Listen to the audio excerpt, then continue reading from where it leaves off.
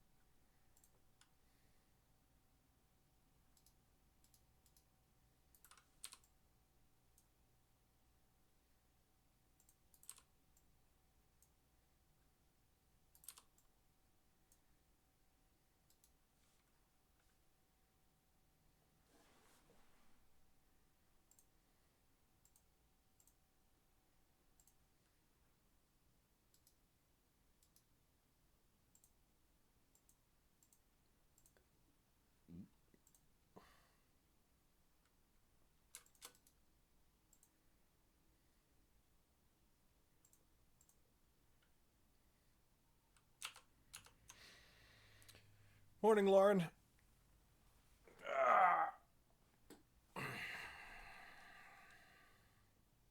Nani?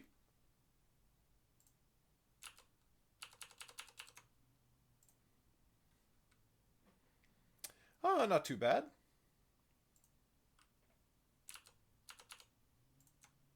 Shipped a bunch of giveaway winners this morning, so that feels good.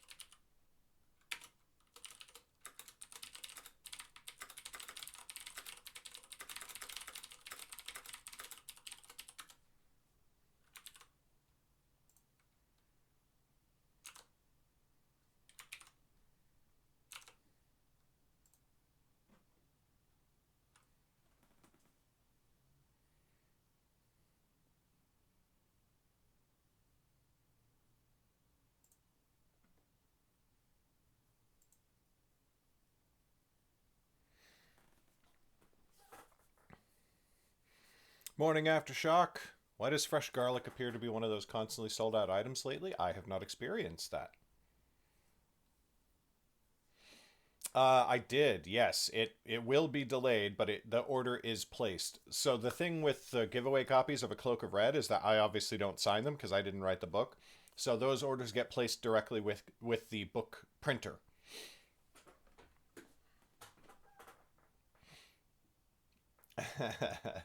Ari, I think you should totally stream. Ba, ba, ba, ba. Who am I looking for? Looking for the big.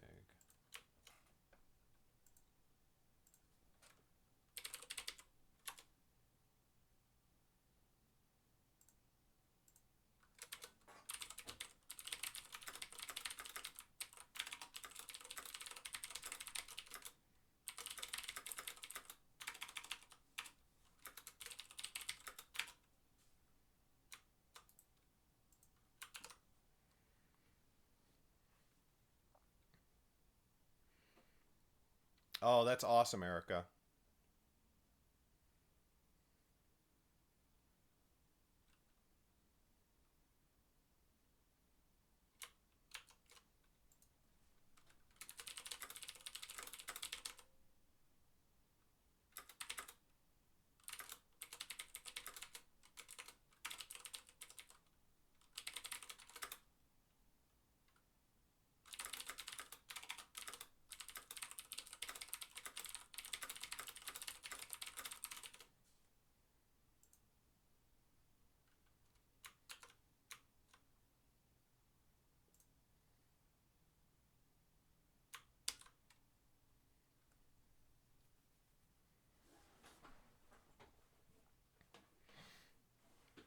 Oh yeah. I mean, in terms of all the things that COVID-19 has done to damage the world, you know, like our book release is not super high on the list of priorities, but it's still very true.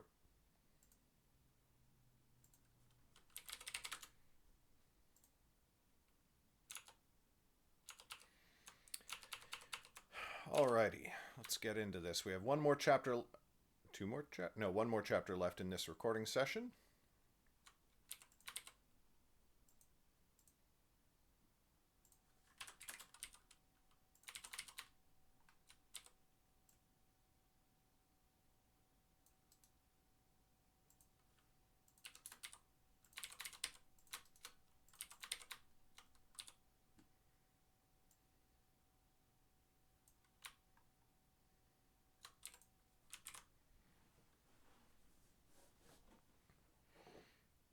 That really sucks, Erica.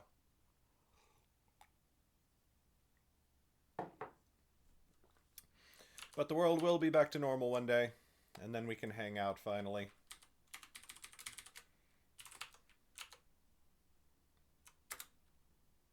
Chapter 27.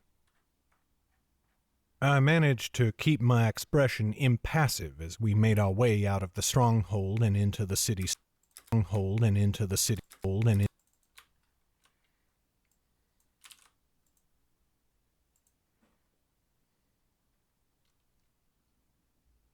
the stronghold and into the city streets.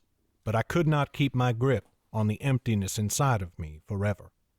Once we were out of sight of my family's home, hot tears slid from me, and my arm began to shake under Dryleaf's hand. "There now," said Dryleaf gently. "We will be back soon." Mag looked over her shoulder at his words, and when she saw my face, she came to me at once. "Here," she said softly. "I will take him." She gently lifted Dryleaf's hand from my arm and placed it on her own.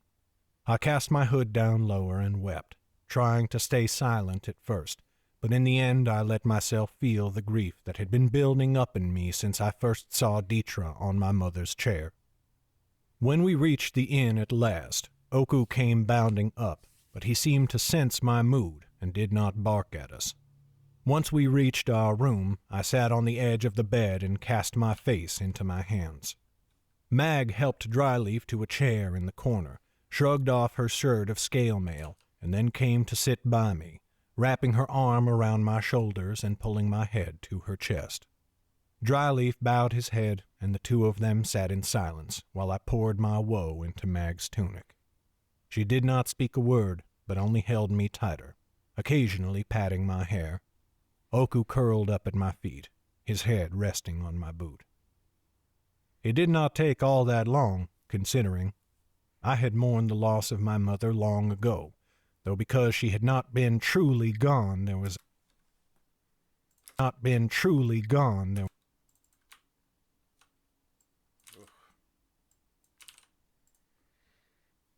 That sucks, Erica.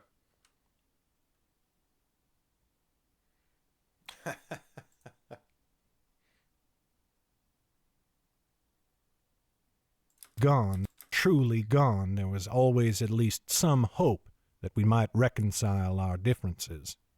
What I mourned in that moment was the loss of that hope. The knowledge was heavy upon me that it was over now, and things would never be right between us. And, too, I wept for the sight of my sister, my sweet, loving sister, the only one who had comforted me when the world had not cared, now sitting in our mother's chair, and every bit as hard as she had ever been. But at last my tears subsided. I scrubbed the last of them away on my sleeve, shaking my head and trying to bring myself back to the moment. "Thank you," I said quietly. "Thank you both." "You have nothing to thank us for, dear boy," said Dryleaf. "You have had a hard day." "We do not have to talk now," said Mag. "If you need time." "I do not," I said. "I would rather get to work. It will keep my mind from matters of grief." "As you say," said Dryleaf, carefully. "Do you think my idea unwise?" I said, trying not to sound irritated. "I think that open wounds need time to close, or they may become aggravated," he said. "And that goes for others as well. The Rangatira still harbors some grief." "She seemed very comfortable on that chair," I said bitterly. "She sounds like a lord secure in her position, it is true," said Dryleaf. He paused before continuing, picking at a thread on the knee of his robe. On the knee of his.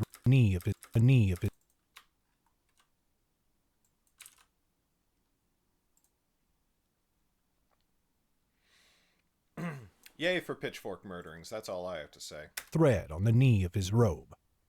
"Are you certain you do not wish to tell her you have returned?" "No," I said at once. She would not react well. Dryleaf subsided. I could almost taste his unspoken questions, but he had enough sense, bless him, to let them be. "Then if we are resolved, let us speak of what has happened," said Mag. "We know the weremage is in the wilds to the north." "And we can guess that she was watching us before that," I said. "That means she will know where to find us. We should find new lodgings, quickly, before she has time to put a new watch upon us." "Will that help?" said Dryleaf.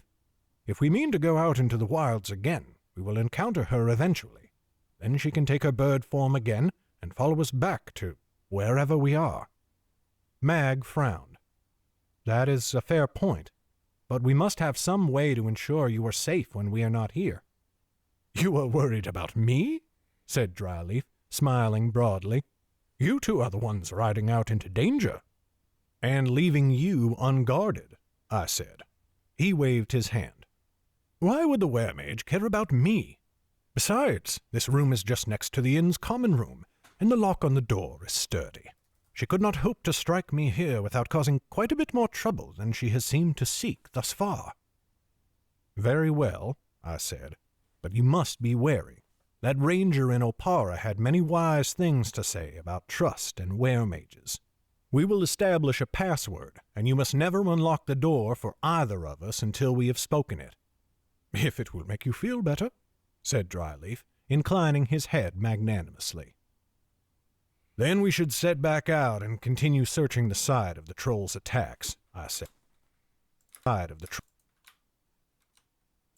Ooh, clicky.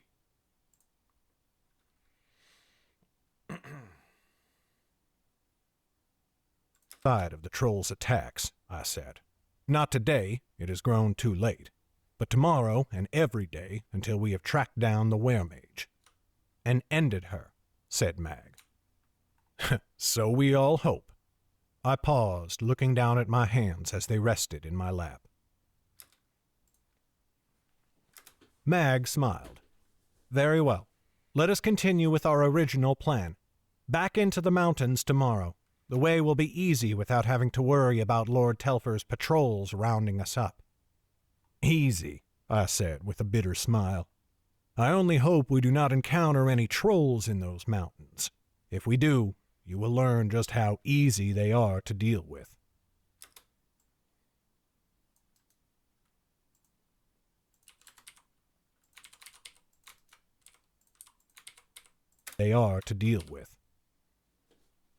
While we conferred at the inn, Lord Telfer was having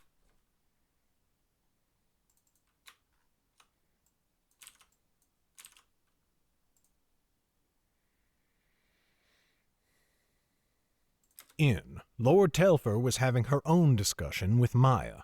It turned out that I had not, in fact, imagined her reaction when we told her of the weremage's animal forms.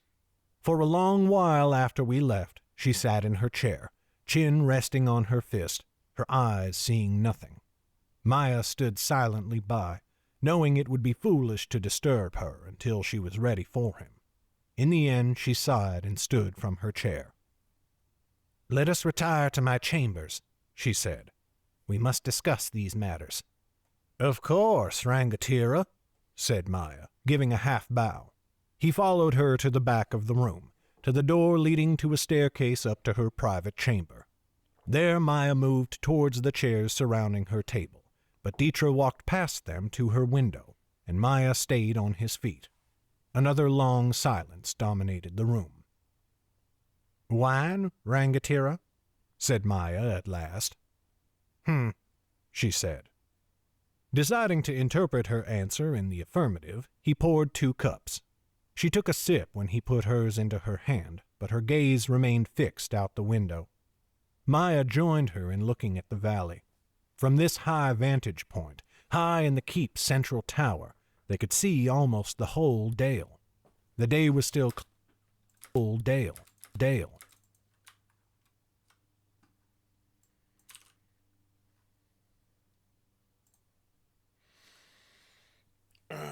Gosh, how many days has it been for me? 22 days in April.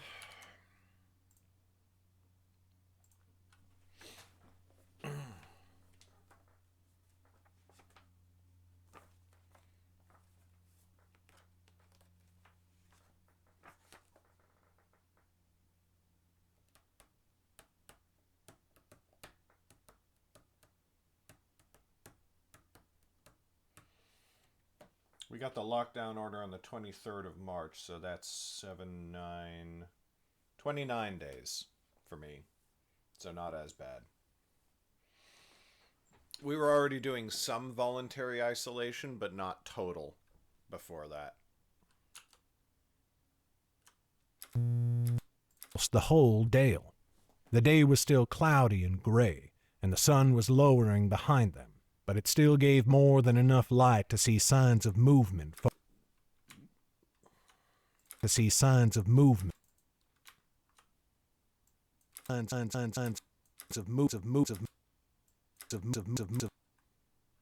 There you are. These signs of movement. More than one.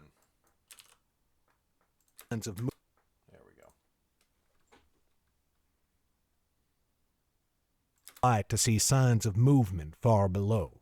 Thousands of people milling together, going about their lives. But Maya knew, though he could not see it, that there were refugees in the city, servants of his lord who had been forced to flee their homes, and who now choked the streets, the inns, anywhere they could find to sleep. Cahuenga looked much the same as it always did, but there was an unrest in the city now, a fear under the surface, an attention that threatened. Thank you for the host, Dread. Appreciate that. Oh, Erica, I think I missed a host from you as well 20 minutes ago. A fear under the surface, an attention that threatened to burst, like the snowy clouds in the sky above them. For her part, Dietra's thoughts were only partially for the city. Mag and I had brought her evil tidings, and she was pondering them, but apart from our news, she was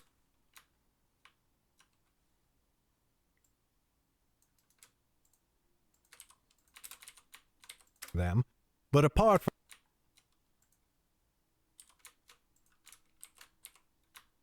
she was pondering them, but apart from them, but apart from our news, she was thinking of me.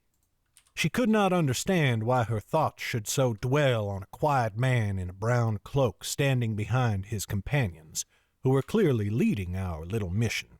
She had gotten a good enough look at me.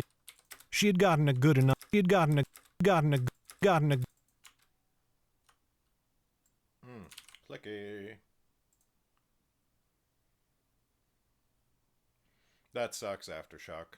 I'm really sorry to hear that. That's been the hardest part for me. I'm not some big, I'm not an introvert. I'm very extroverted, but I also, like, I don't have lots of occasion to go out and hang out with people all the time. I'm not always going out and hanging out at cafes or bars or anything like that, but I do have a couple of times a week when I do game nights or play D&D with friends, and that is the number one thing that's just driving me crazy. Little mission.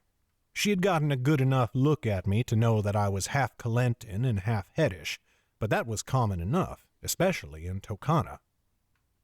In the end, her thoughts turned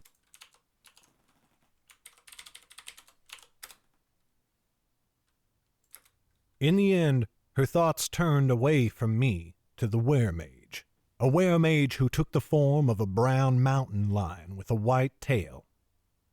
Sky above, thought Deetra, after all these years.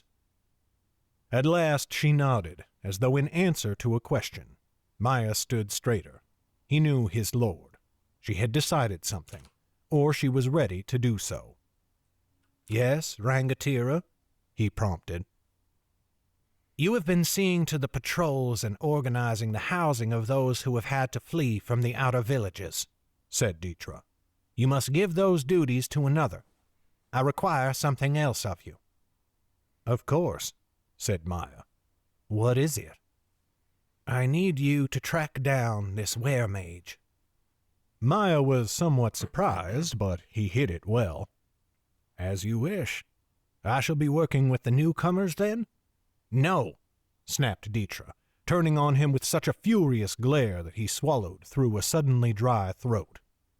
No, she said again, less angrily, taking a deep drink of her wine. You must do this on your own. Find her, if she can be found in the wilderness. Find out where she is and what she is doing. Take no action against her until you have done this and reported back to me. As you command, said Maya. But Rangatira, the newcomers are searching for her as well. Deetra lifted her chin as she regarded him. Are you a ranger of the family Telfer, or are you not?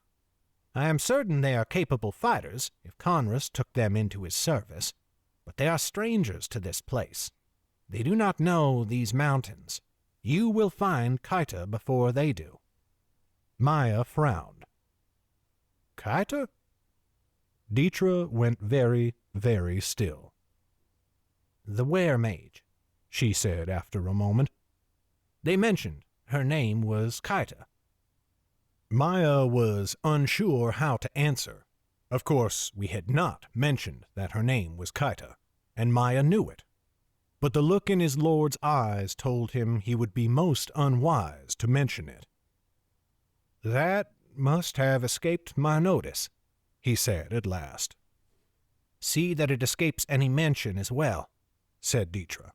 Tell no one what you are doing, and if you discover anything about the weremage or her whereabouts, you are to bring it to me immediately.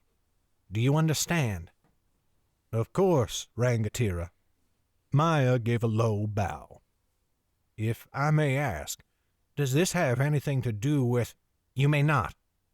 Deetra turned from him to look out the window again. We are done. Maya bowed once more, though she did not see it, and then he left.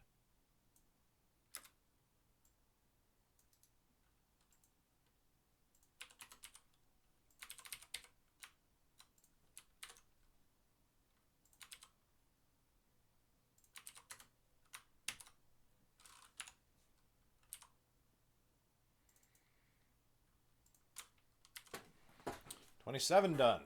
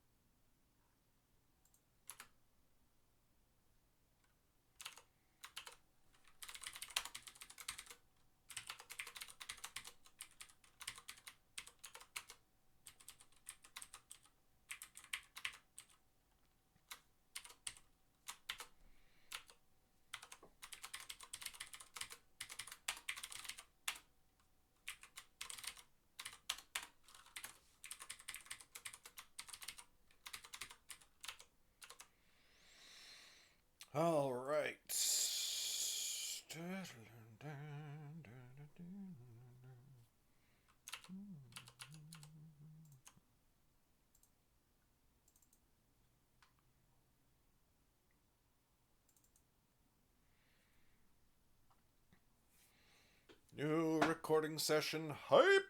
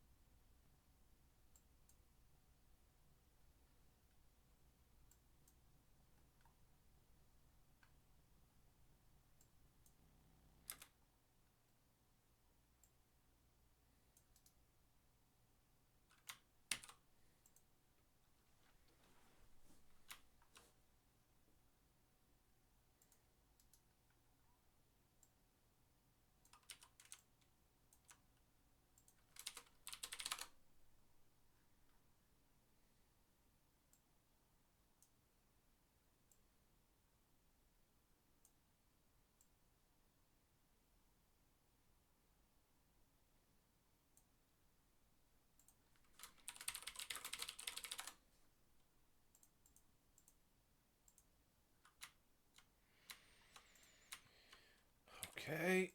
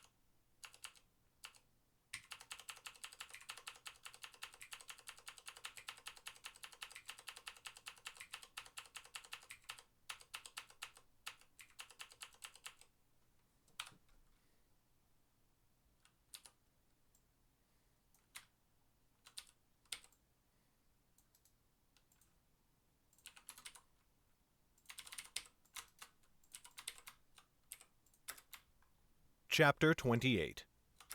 Oops. That doesn't sound right. Chapter 28. I have a question, said Sun. Albern smiled. I enjoy your questions immensely. You hardly ever answer them, said Sun with a frown. You hardly ever answer them, said Sun with a frown. Sometimes that is what makes them enjoyable. Sun rolled her eyes and drank more of her beer. They had both finished their meals long ago. You said you were going to tell me another story about Mag, but this story seems to be about you. He seemed to consider that for a long moment, pursing his lips and nodding. Yes, I suppose it is. This part of the tale took place in my homeland. This part of the tale took of the tale. Ooh. Ooh, ugly clickins.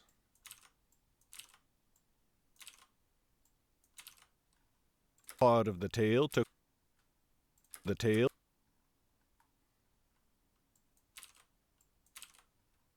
Part of the tale took.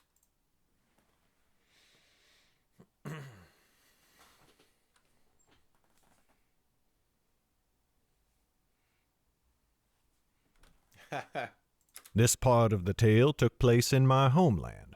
A great deal more happened to me, at least in my own mind, than happened to Mag. Are you not enjoying the tale? So disarming was his smile that Sun felt he would truly not be offended, no matter her answer. But the truth was that... Ari, I think you just make up any lie that you want to right now, because it's probably not going to be the best possible thing you could come up with, but you're not going to know what that is until future revisions.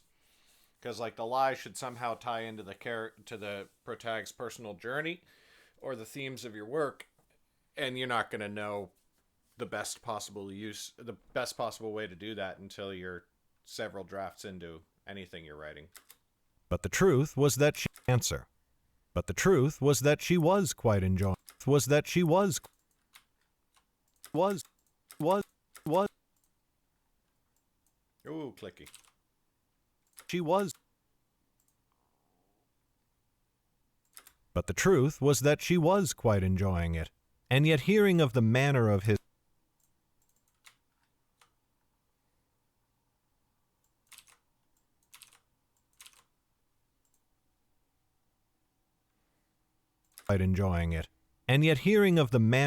return, the way he had been marched into his own home like a prisoner, had caused her own chest to grow tight, her breath catching in her throat.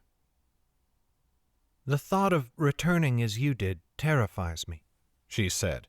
I almost felt ill when you described it. He nodded. It may be the freshness of the parting that makes you feel so. You may feel differently in 20 years. In fact, I hope you do, because whatever else may be said about my return to Calenton, it was good for me in the end. Just as Sun was about to ask him what he meant, a voice spoke nearby. Are you boring some poor girl to death with tales, young man? Sun gave a start and looked up. Standing just beside the table, so close it seemed impossible Sun could not have heard her approach, was a woman. She looked to be somewhat younger than Albern. Her dark skin and long locks of hair spoke of Feldemarian descent, but she wore robes of gold trimmed with white. Her face was round and soft, and she filled out her robes nicely, her form falling to the floor in wide curves like the bouncing of a child's ball. Dewan. Albern stood at once and embraced her, and she patted his back gently. He slid around to another chair on the far side of the table, offering his own to her. My heart sings to see you again. It should not be doing that, said Dewan, her brows rising. I shall have to take a look at it. Albern chuckled, and Sun did the same once she realized it was a joke. She had not stopped studying Dewan's face. Albern told me you were older than he is, she said. I can hardly believe it. Dewan laughed, a deep, rich sound that made Sun feel comforted and warm. I have lived a life of great comfort and safety, even when travel has taken me away from the seat. Meanwhile, this fool keeps throwing himself into one dark pit after another. Always climbs back out, however, which is good, especially if he is now picking up traveling companions as young as you are." "As kind as always," said Albern, giving her a smile. Dewan returned it. Then she clasped her hands before her. "I have much to do here and elsewhere, and less time to do it in. May we retire to my room?" "Of course," said Albern. He drained the last of his mug, and Sun hurried to do the same. They rose and followed Dewan out of the common room into a hallway. She stopped at the second door on the left and opened it.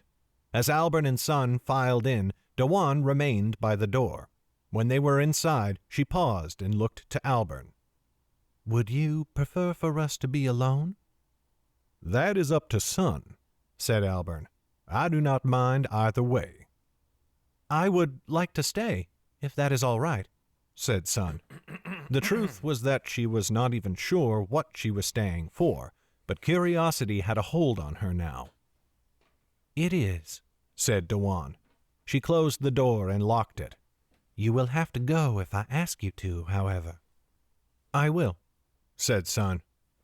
Dewan motioned her to a chair on the other side of the room, and Sun sat. Albern rested on the edge of the bed.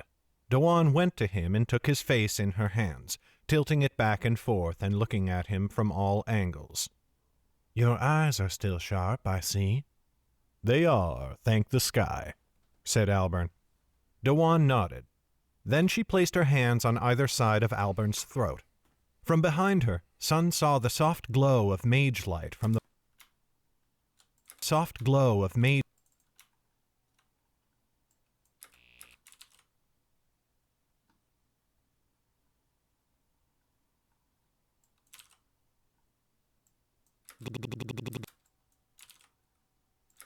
Sun saw the soft glow of mage light from the woman's eyes. She gave a little gasp. She gave a little gasp. Gave a little gasp.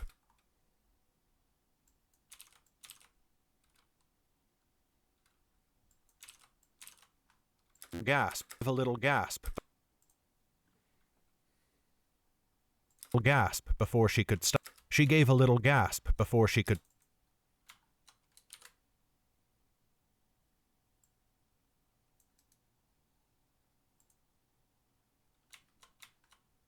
She gave a little gasp before she could stifle it. As a child of nobility, she had often seen wizards performing magic, but it still sent a thrill through her every time. From what little Sun knew of spellcasting, she thought that Dewan was using her alchemy, transmutation, wizards called it, to look into Albern's body, inspecting for any signs of injury or illness. They both remained completely still for a moment. Albern's eyes closed as he let Dewan inspect him. After a short while, the glow in Dewan's eyes faded, and she sighed. "All seems well here. Your shirt, please." Albern nodded and began to peel his tunic away from his body. It was stained with sweat and with much travel, but Dewan did not flinch as she helped him lift it off and hung it on a hook by the door like a fine garment. "Where was it?" she asked, peering at his chest. "Here," said Albern, pointing. It was awkward, for the spot was under his left arm, but he had no right arm to make the motion with. "All right," said Dewan. She did not use her magic at first, but poked and prodded at his torso like any healer Sun had seen. Albern took her ministrations without comment, his gaze wandering idly about the room. Once he met Sun's eyes and gave her a gentle smile, which Sun returned with some embarrassment. "You do not have to remain if you do not wish to," he said. "I am all right," said Sun. Albern nodded and said no more. When Dewan had finished looking him over, she again placed her hands on his body, her eyes filling with mage light as she touched him first in one place and then another. It took considerably longer than Sun would have expected. She thought that alchemists could see straight through something in just a heartbeat, but that seemed not to be the case. Dewan finished at last and stepped back with a sigh. There was a second chair nearby, and she sat down in it, seemingly fatigued for a moment. I can see it, she said. It does not appear to be from your wending, which is a good thing, and I do not think it is an illness either. It looks to be the remnant of some old injury, likely from a battle. Alburn pursed his lips. It has never troubled me before. You are old, said Dewan flatly, though she softened the words with a smile. Medicas can do much with the body, but they can do nothing about such injuries, nor about age itself. Well, then, said Alburn, nodding, that is the best news I could have expected, and I am glad to hear it. It would not be so agitated if you settled down and led a quiet life, said Dewan. Alburn smiled. Mayhap one day. Days run short, my friend, said Dewan quietly, for both of us. He shrugged. Who knows what the future holds? Only one thing is certain, said Dewan. But come, these thoughts are too gloomy. Let us finish your inspection. She turned to Sun. You may remain as before, but I will ask that you avert your eyes. Oh, of course. Sun felt her cheeks flame as she looked away. She was vaguely aware of some activity between Dewan and Alburn on the other side of the room, but she busied herself studying the grain of the wood floor beneath her. Have you suffered any pains? Said Dewan after a bit. As you have said, I live a hard life.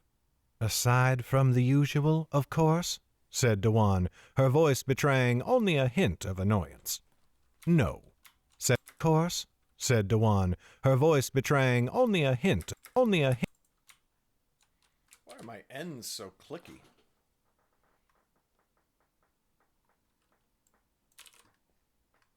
Only a hint. Only a hint of annoyance. No, said Alburn. Good, said Dewan. There was more activity just beyond the edge of Sun's vision. All right, girl. We are done. Sun looked back. Sun looked back.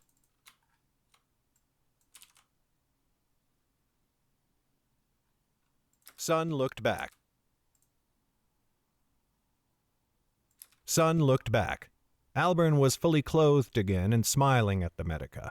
Dewan had gone to a table beside her bed, where a small bowl of perfumed water stood. She dipped her hands in it, wiping them gently before drying them on a cloth. When she finished, she fixed her gaze on Sun, and there was a keen interest in her eyes. Have you ever seen a Medica at work on an Anda person before?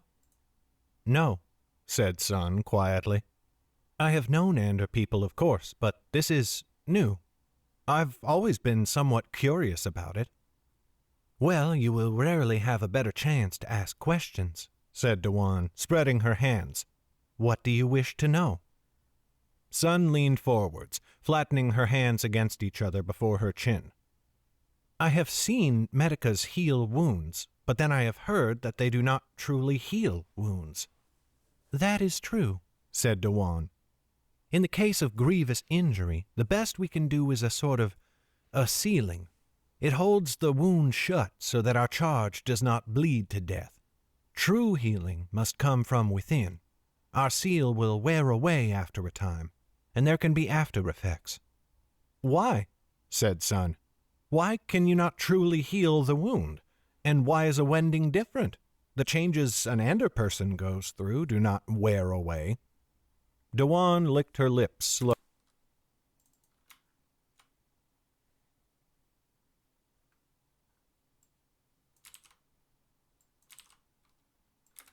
Dewan licked her lips slowly, shaking her head as though frustrated. And there you have asked the greatest question of our art. The answer is that no one knows. A therianthrope can heal their own wounds, but though a transmuter's power is a mirror of that branch, yet we cannot heal others, and no one knows why. Sun blinked, confused. Alburn saw it, and he smiled. Therianthropy is what wizards call were-magic, and transmutation is alchemy. Ah, said Sun. Thank you. Dewan smiled and shook her head at them. In any case, to understand why it is this way, we would have to know why bodies grow the way they do in the first place, and that is a mystery beyond anyone. All I can tell you is that we consult with our charges for a long time, making sure the patient knows exactly the way they wish their body to be, and that they have put that picture in our mind in as much detail as they possibly can. It is easier the younger they are, but then most who are Ander know it from an early age. But only once this picture is clear can we use our magic to realize it. If our job is done well, the body accepts the changes very naturally. With no changing back to the way it was before, said Sun. Correct. It is called reversion in our craft. Dewan paused, considering. This is not part of our training, but in my own experience and from what I have seen, it is as though the body was always supposed to be that way in the first place. We only use our magic to get it back on track, if you will. It is more like riding a ship so that it can resume its course than truly changing anything. Which is why many Ander people do not get a wending at all. They enjoy themselves just the way they are. The body was never off course in the first place. I still do not see how that is different from an injury, said Sun. Is a wound not just a body getting off course, as you put it, in what is clearly an attempt to relate to my dolmish sensibilities? She smiled. Dewan gave a loud guffaw before she could help herself, and then turned it into a more dignified titter. She glanced at Albern. Oh, I like her. As for your question, girl, that might be the case, but it does not mean medicas can accomplish true healing. We cannot, and the results can be very dangerous if we try. Things can be different with a disease, or some injuries a person may be born with. Sometimes our magic can treat such a disease, other times it cannot. But since the side effects can be so severe, it is rarely attempted unless a life is at stake. The room settled to silence. As Sun pondered what the medica had said, she realized that Albern and Dewan were both looking very intently at her. It was the same look Albern had given her earlier that day, when she had asked him about the time he left home. Suddenly she felt self-conscious, and she rolled her shoulders as if casting off a cloak. What is it? Did I say something wrong? I did not mean to... She trailed off, for she did not know what she had not meant to do. Nothing like that, said Dewan. She came over and crouched before Sun, looking at her from eye level, her warm, soft hands wrapped around Sun's own. I must ask, and there is no wrong answer, even no answer. Do you think you might be Ander? Suddenly Sun understood their reaction. She smiled at them both. Oh, I see. I have thought about it. I do not think so, though I am not entirely sure. And you do not have to be, said Dewan quickly. Of course not, said Albern. I am glad to hear you have given thought to it, though. That was more than I had done when I left Tokana. Now I know why you were giving me all those looks this morning, said Sun. You could have simply asked me. That is a conversation that must be had in the right time and place, said Albern, as I know better than most. He is not entirely a fool, said Dewan. But the look she gave Albern was so fond that Sun could not believe any of the chiding in her tone. And with that, we are done here. Sun stood from the chair. She had not realized how much time had passed until her leg muscles suddenly screamed in protest. Sky above, I need to walk. I am sure you will, if I know anything about Albern, said Dewan. Albern stood from the bed, tugging gently on his tunic to adjust it. Thank you, Dewan, as always. You are most welcome, old friend. Dewan went and gave him a quick peck on the cheek. And do not try any of your tricks this time. I have already given the innkeeper gold, more than enough to cover my time here. You will not be able to sneak a payment to her for my services. His face twisted in a scowl. Dark take you, Old age has made you wily. Dewan laughed. She went to Sun and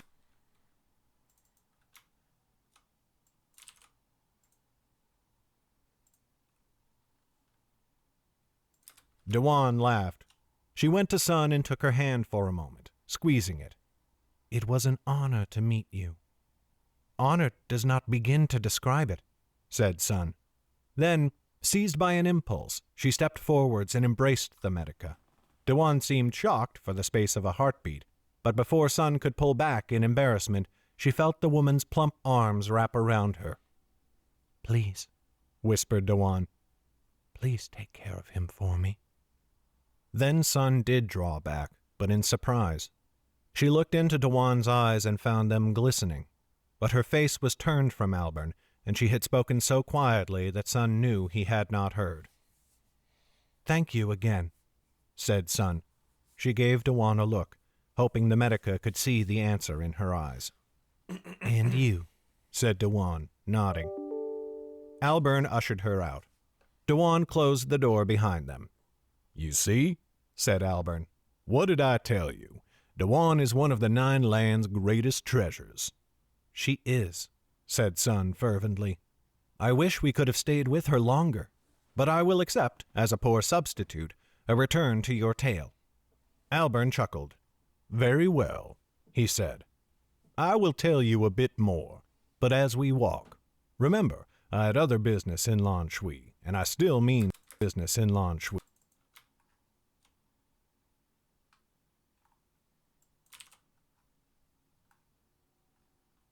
In Lan.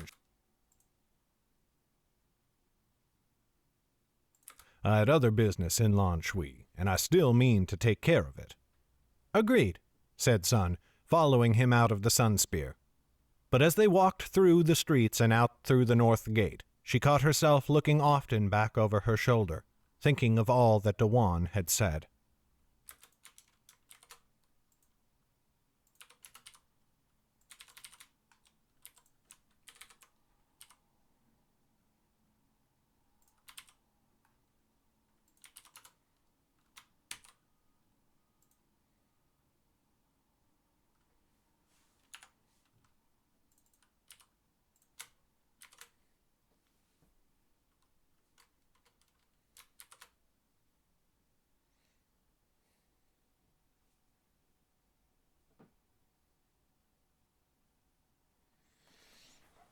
$28 done.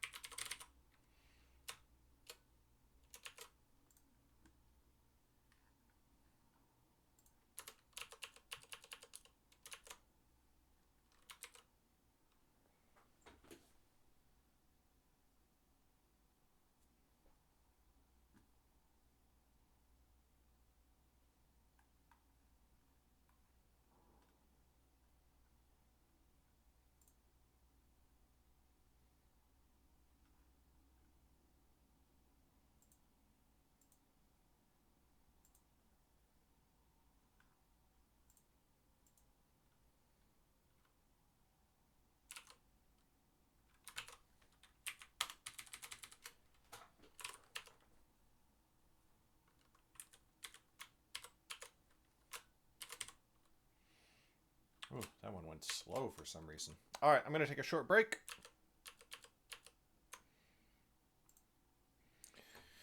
Refresh my coffee. Yeah, Ari, like somebody can be given a quest by a god, but if there's no existential threat as far as they're aware, if there's no looming change to their way of life or promise of relief from a problem or something like that, like why are they taking the quest? You got to figure out a reason that the character cares and for the reader to care about the character. Yeah, otherwise you risk both the character and the god both just coming off as like, well, I hate both of these entities. Why would I why would I care about this story? All right, back in a few.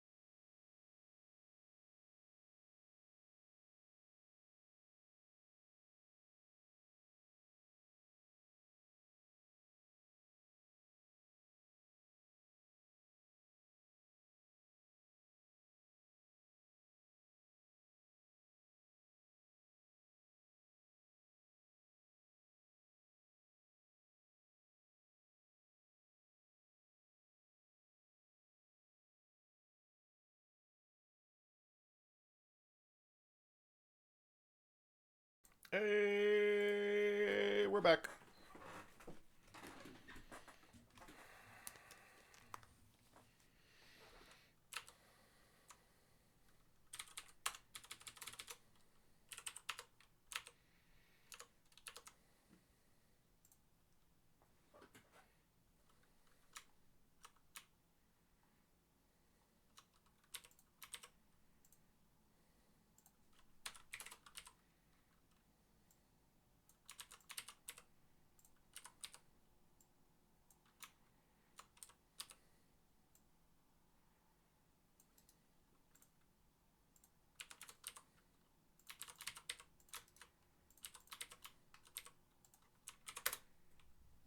Chapter 29.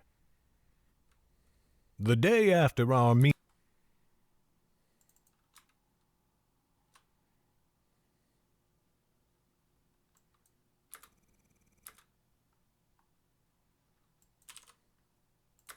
The day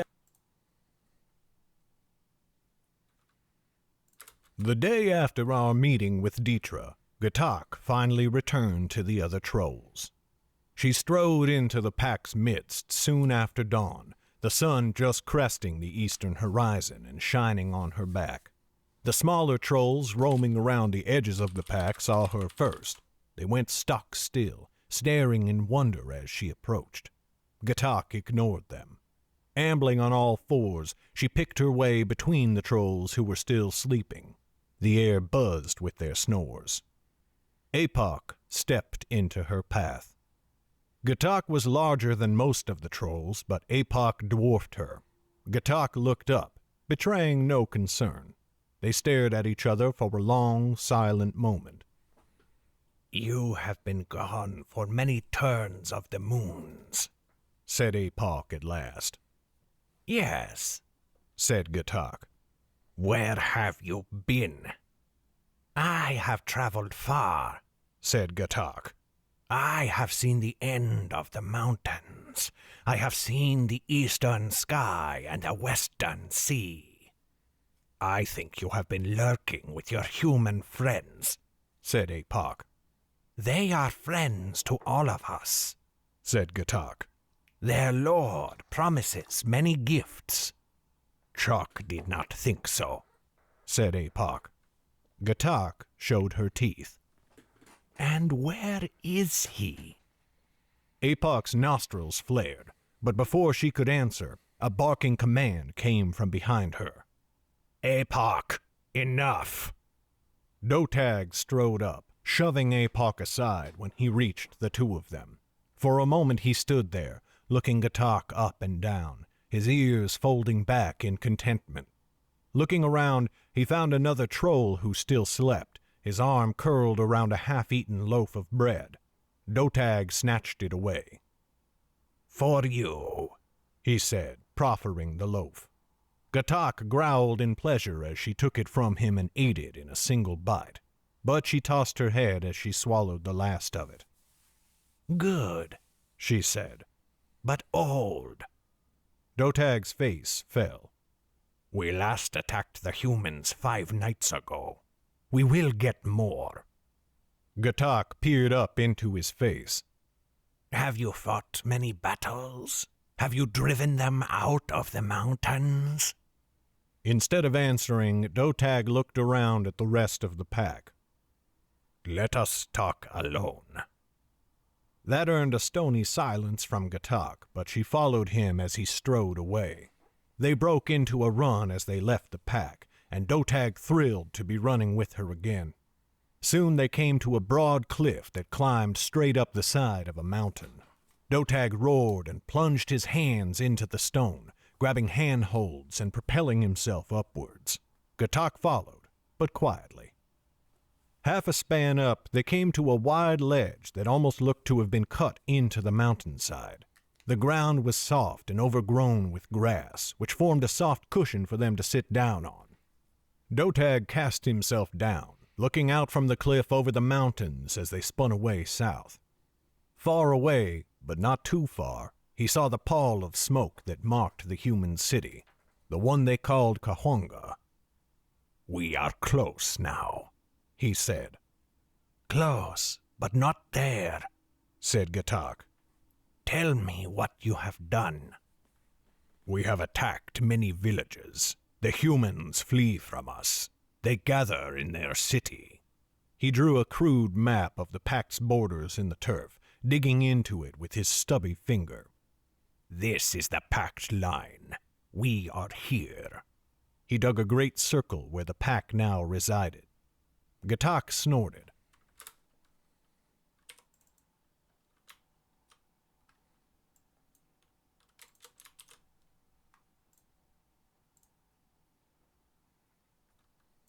Gatak snorted. I know where we are. Why have you not attacked the human city? Dotag's ears spread wide and began to quiver with his sullenness. We have been moving closer, he said. The pack was reluctant. When Chalk led them, said Gatak. You lead now. They will follow you. They do follow me, said Dotag angrily. He stood and slammed his fists into the ground. His crude drawing was flung to dust. How many humans have you killed? Dotag almost deflated as she watched. None, he said. The others still do not wish to kill. They say there is no reason to. The humans flee whenever we come. They flee, but then they gather, snarled Gatak. And they do not leave the mountains. They infest our land like ticks. They will not flee their city and let you take it. You must kill them. You should have killed many already. We will, said Dotag. I will. And then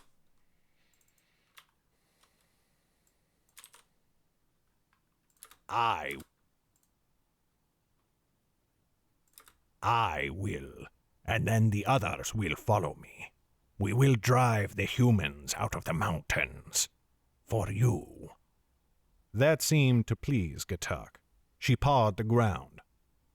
For the Lord. For you, Dotag said again. When she let the matter lie, he went to sit beside her again. You were right. I lead now. The others follow me. And I can mate as I wish. Gatak's ears went up.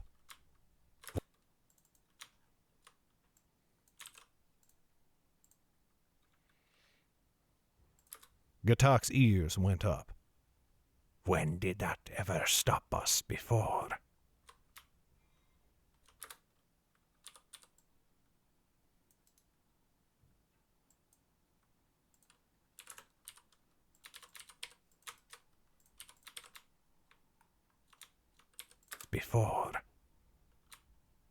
That very morning we had set out into the Great Rocks, seeking the Weremage. It did not go well. Year's End was almost upon us, and it was the harshest time of winter. We rode out into the snow and the cold, and snowy and cold we remained, day after day. Our first expedition told us nothing. Any clues to the Troll's actions or whereabouts was lost to the winds and a fresh snowfall that started the day we rode out. Rather than return straight to Kahonga, we traveled east a ways, for I remembered another village in that direction, and I guessed that it too might have been attacked by the Trolls. I was correct, but it did not help us at all. The attack had clearly happened earlier than the first village, and so the clues were even older. The only thing we could tell for sure was that the Trolls had stolen every bit of produce and baked goods from both villages, which was in keeping with what we knew of them already. We returned to Kahonga in poor spirits, and then our mood was worsened further when we heard the news that Dryleaf had managed to gather in the meantime. There have been more attacks, he said. 3 of them, and all in villages closer to Kahonga.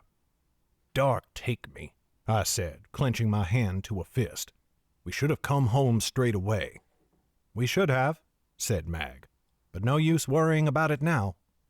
Though her smile was gentle, it put me ill at ease. She had been treating me gingerly ever since our meeting with...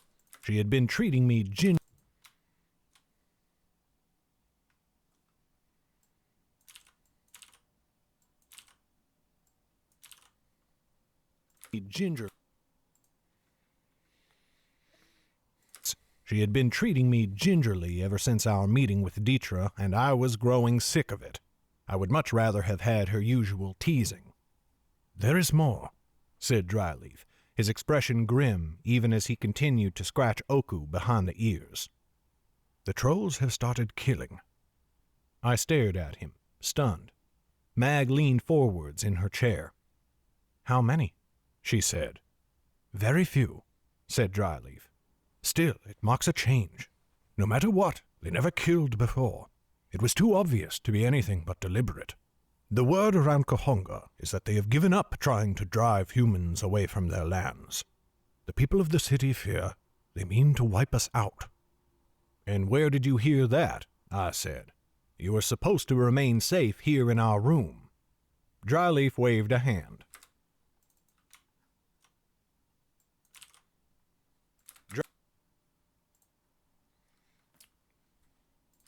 Dryleaf waved a hand. "One must eat." I sighed. "Please do not risk yourself. But as long as you are gathering information, I suppose we should use it. You say not many were killed. How many is not many?" "Less than a dozen, by all accounts," said Dryleaf. "And that tells us something, considering that the trolls have driven hundreds out of their homes. The people are frightened, and that is understandable. But I think fear is making them foolish. If the trolls wished to wipe them out, many more would have fallen." "It is still too many," I said. "Of course," said Dryleaf, bowing his head. "I did not mean to make light of those who are lost." "The ones who died," said Mag. "Did they, the ones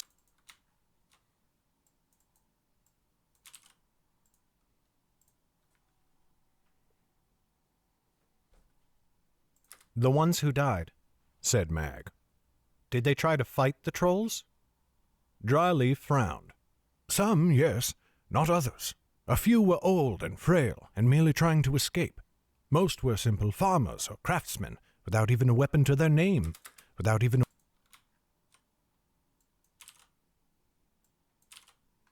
without even without even or craftsmen, without even a weapon to their name, much less in their hands. But there were also children."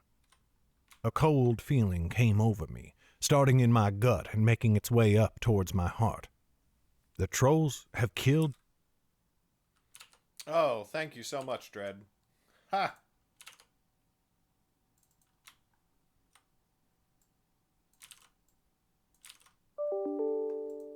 The trolls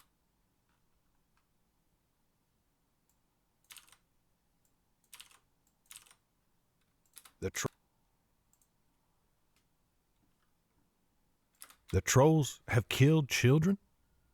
"That is unclear," said Dryleaf. "No one has said such a thing, not exactly. But children have gone missing.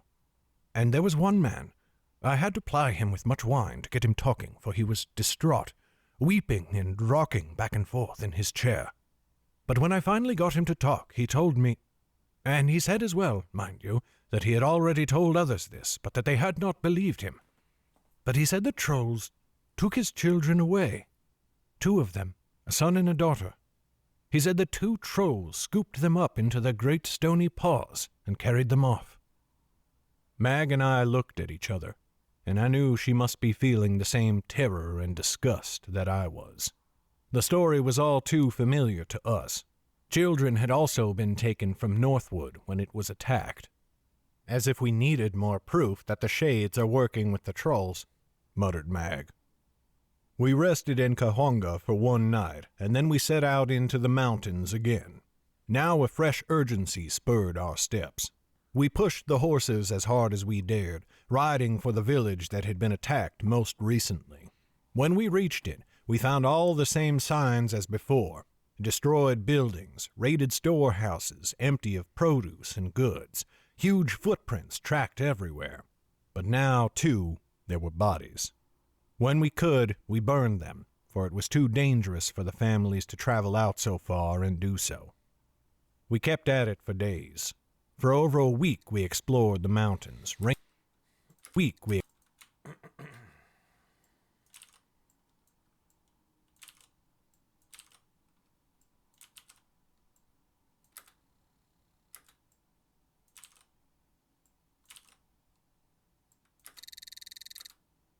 we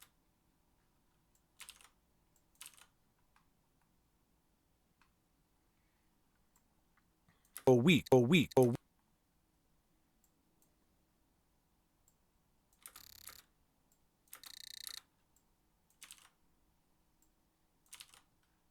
week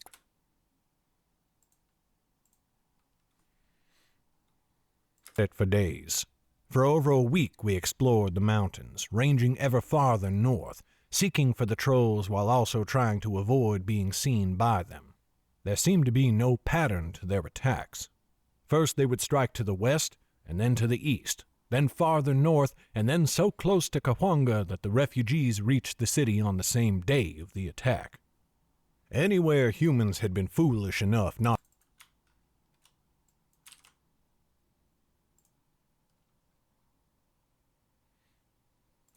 Anywhere humans had been foolish enough not to retreat from the wilderness, the trolls found them. They could travel almost straight across the land, while we had to navigate the roads and paths around the peaks and over the cliffs and crevasses. Whenever we found their trail, it would always lead into rocky terrain and vanish, or straight up sheer cliffs where we could not follow. Still, we made some progress. I began to see a pattern in the way the trolls moved. Always their attacks came from the north, and always they retreated to the east. That was some clue, at least. But I began to notice something else. Sometimes I would get a sense of being watched. It put Mag and me on high alert, for we were certain that the were-mage was stalking us again. But I could never catch sight of anyone, shade or otherwise, and I saw no ravens in the sky. Then we began to find campsites, but small ones, just a trampled-down area and the remains of a fire, hastily hidden. "The were-mage?" said Mag, when we found the second one. "I do not think so," I told her. "Why would she leave a campfire? She does not need one." "Unless she has been remaining in the wilds for days at a time," said Mag. I frowned. "Mayhap, we should stay wary." On one of our return trips to Cahuenga, I found a map maker and bought a map of the area. I began to plot out where the trolls had struck, and our best guess of where they had run off to. Slowly I began to narrow down the area where I believed we could find them, but the more we searched, and the more I plotted on our map, the more I began to realize something. The more I began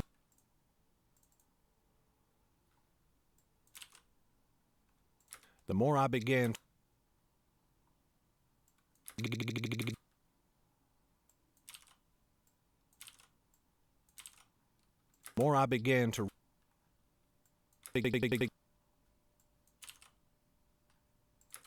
to plotted on our map, the more I began to realize something. The noose was tightening. The trolls were massing for an attack. We were hearing reports of dozens of trolls at a time now, swarming from the mountains like an army. The pattern of their attacks seemed to be random, but they were steadily moving in one direction, straight to the heart of Cahuenga. They were close, and getting closer, and I did not know if Dietra could stand against them. My only hope of helping her was by finding and killing the Shades, and especially the were-mage.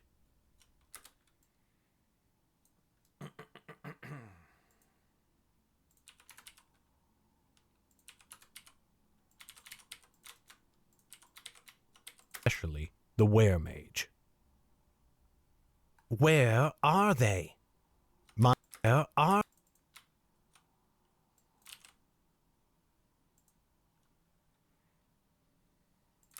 Where are they? Maya frowned. The two from Opara? Dietra scowled at him. They were in her private chamber, and she was slouched in her chair at the head of her table. Maya stood in a position of rest at the other end of it. She had not invited him to sit down. "The shades," said Dietra. "I care nothing for the strangers." "I have not found them yet," said Maya, "but I believe I am drawing closer. Then again, so are the strangers." "How?" demanded Dietra. "You are my lead ranger. You were born to this land. How are they keeping up with you?" Maya shrugged, projecting a nonchalance he did not feel. "I do not know, Rangatira. They seem to know the area fairly well. Certainly at least one of them has been here before." Dietra found herself troubled by that, though she did not know why, and she did not greatly wish to speculate upon it. "Well, you must avoid them if you can." "I have, so far," said Maya. "It has sometimes been a near thing, but I may not be able to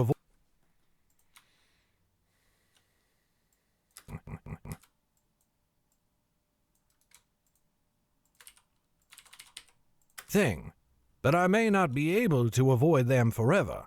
We are on the same trail, after all, and it is leading us both to the same end." "Then you must beat them to it," said Dietra. "To it. Them. Then you must beat them to it.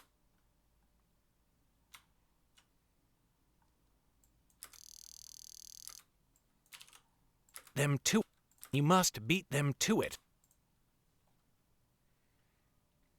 Then you must beat them to it," said Dietra. "Mayhap you should take others with you." "No," said Maya. "That would only slow me down." "You do not seem to be moving particularly fast," snapped Dietra, slamming down her mug.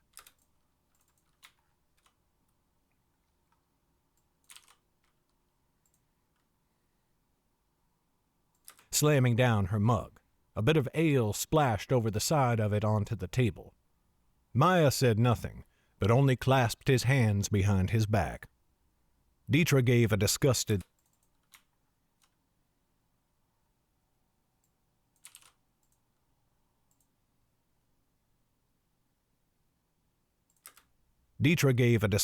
snort and stood, making her way over to the window.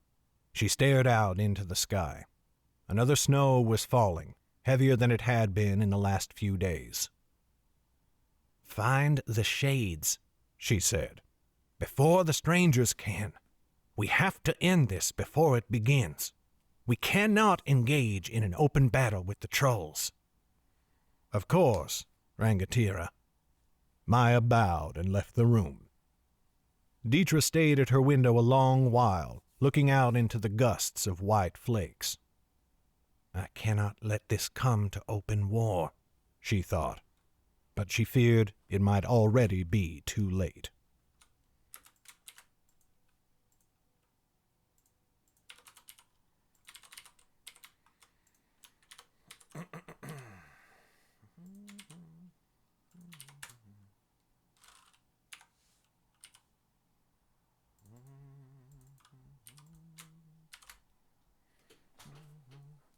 $29 done.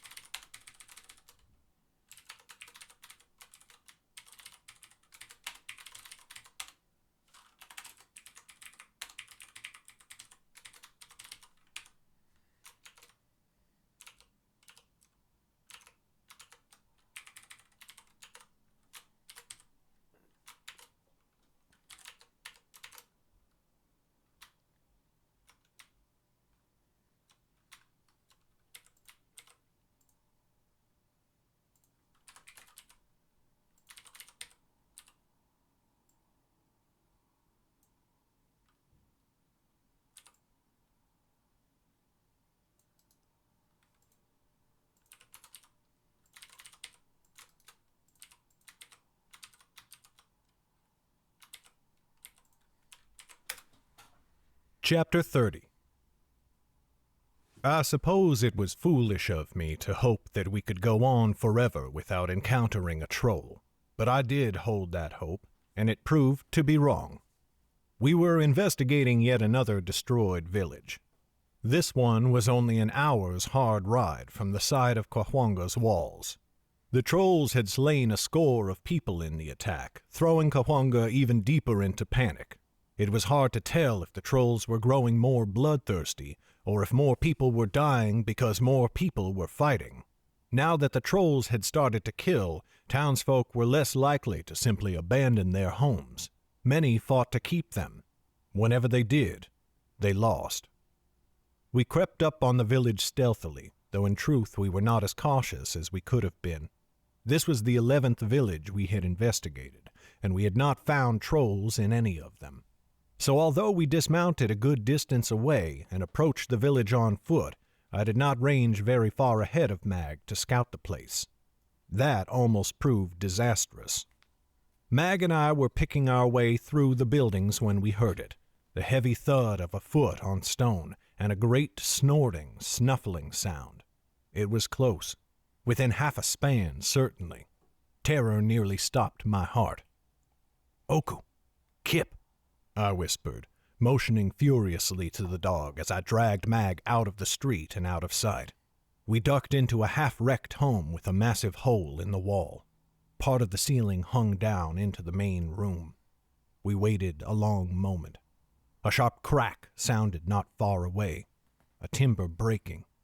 The troll was digging into another building, likely breaking it apart just like the one we were in now. "They left one behind?" whispered Mag. "Or it came back," I whispered back. From the reports, it sounded as though this raid was quicker than most of the others. This troll might have snuck away from the rest of its pack, hoping to find some foodstuffs the others left behind. Mayhap the others left behind.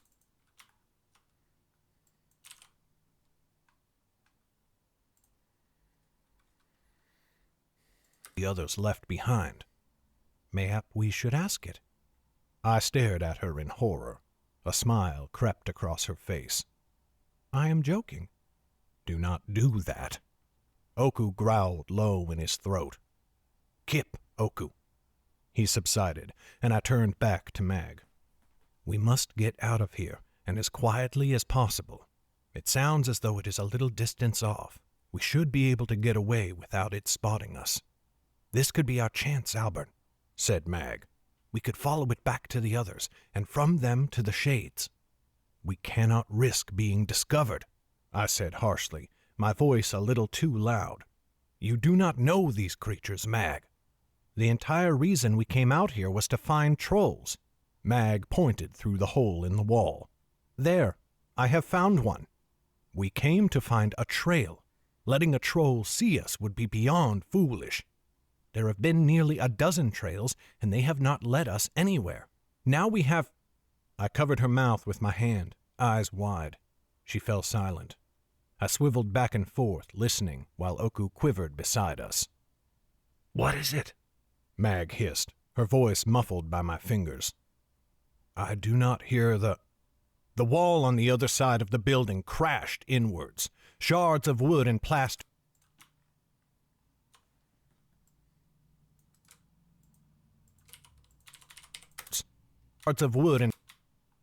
inwards. Shards of wood and plaster showered us. A wooden beam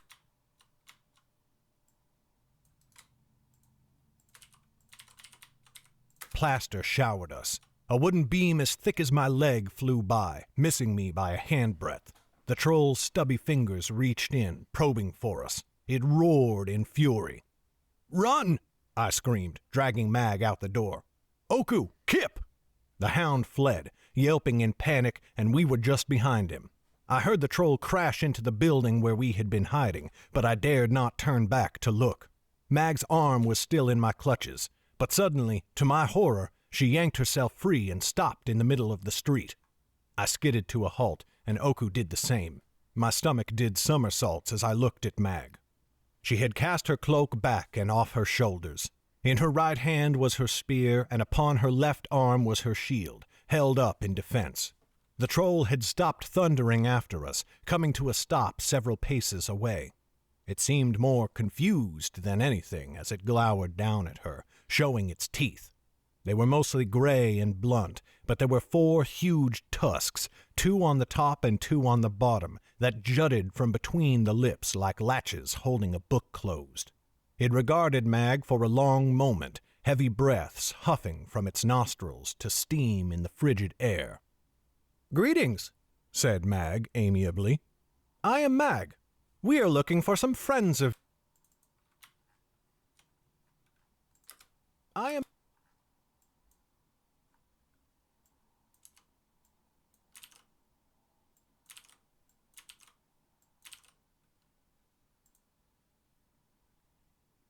amiably.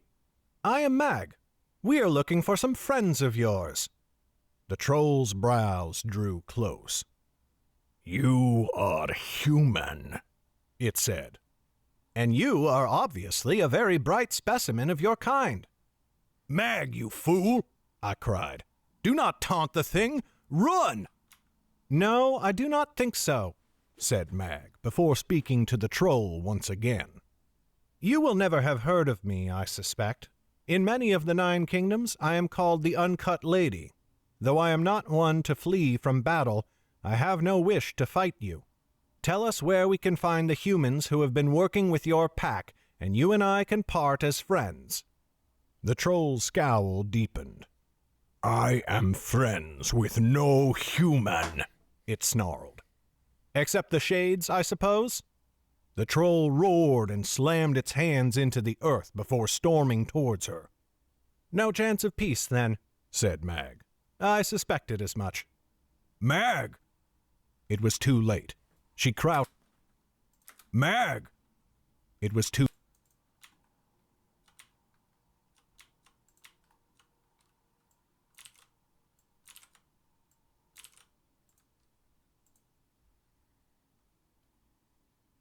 It was too late.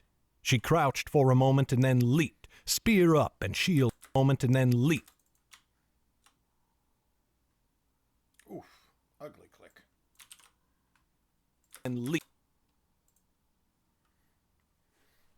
And then leaped, spear up and shield forwards. The troll struck her a backhanded blow. It caught Mag from below and to the left, crashing into her shield. She sailed over the roof of a nearby building like a stone from a catapult, vanishing from sight. The sight of it froze me in place. I had tried to tell her. I had said she could not treat the trolls like any other foe, and now one of them had dealt with her like she was no more threatening than a gnat. I prayed to the sky that she was still alive, and I could not imagine she was not badly hurt. I forced my attention back to the troll. Mag would have to wait for a moment, for I could not help her if I was dead. Like Victon with the bear, I had to survive and draw the danger away. The troll had stopped in its advance, shoulders hunched, fists planted on the ground, its wide, angry eyes fixed on Oku and me. The hound had sunk back on his haunches, fur bristling, a low growl in his throat, but he made no move to it. A low growl in his throat. A low growl. There you are.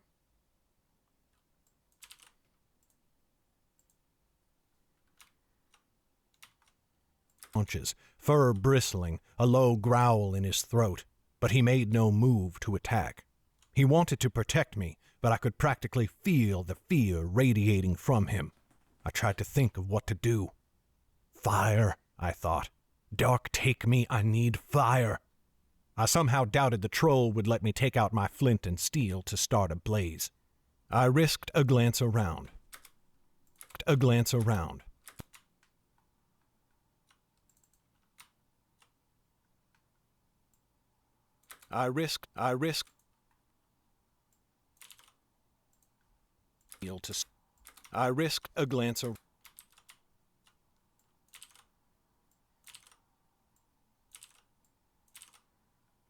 I risked a glance around. I risked a glance around. None of the buildings showed any signs of smoke. Their cooking fires and hearths would have extinguished themselves long ago. My attention was dragged back to the troll as it took a step forwards.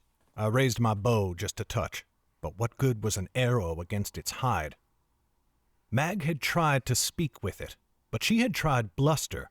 Mayhap there was another way. I do not wish to fight.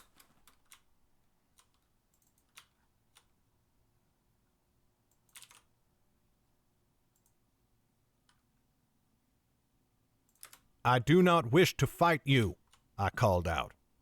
It gave a sound that was almost a grunt, but closer to a growl. Get out of our mountains. We will leave you in peace. You are welcome to the foodstuffs here. That was a mistake. My whole body jerked as the troll roared and slammed its fists down again. You do not give us anything. We have taken it. Of course, I said. I did not mean to. It was too late. The troll charged. I whipped my bow up and fired a shot, aiming for the eye, but it was moving too fast, and the arrow ricocheted from its stony forehead. Oku and I dived out of the way behind the corner of a building, just as the troll sped by both of us, slamming its shoulder into another structure. The wooden timbers shattered under the impact, and the roof collapsed. Oku, Kip, I said. Go! With a panicked yelp, the hound ran off and out of sight. No use in both of us dying. I had to decide what my aim was. If Mag was still alive, she had to be hurt. Thus it seemed my best chance of accomplishing anything lay in drawing the troll away from her, and then losing it so I could swing back and find her. Every part of me screamed in terrified protest as I turned back to the troll, who was only now emerging from the wreckage of the home it had destroyed. All right then, beast, I called out. You want to fight? Come and get one. My heart skipped as it gave another wild roar. I drew and fired just before it charged, but fear made my shot go wide again, and the arrow bounced from its hide. I turned and fled around the corner of the stone building, thinking that might give the troll pause. I was wrong. 2 earth-shattering crashes shook the ground as the troll slammed through the opposite wall, and then the near one just behind me. A stone struck my shoulder, and I stumbled. I tried desperately not to panic as I turned another corner. I could not outrun the thing, and I could not safely hide behind any of the run the thing, and I could not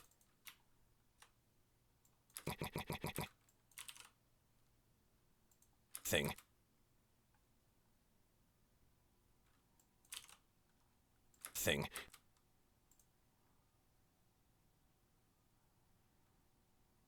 I could not outrun the thing, and I could not safely hide behind any of the buildings. I had to make it lose sight of me. But I was nearing the village.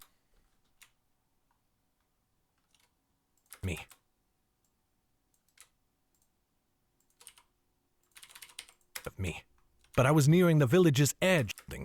I had to make it lose sight of me. But I was nearing the village's edge, and soon I would be in open terrain. My mind whirled, searching for some solution. Another turn. Another. If I could only stay out of sight a moment longer. The wall to my left exploded outwards, flinging me through the air. I struck the wall of the building opposite and slumped to the ground. Gasping in pain, I looked up.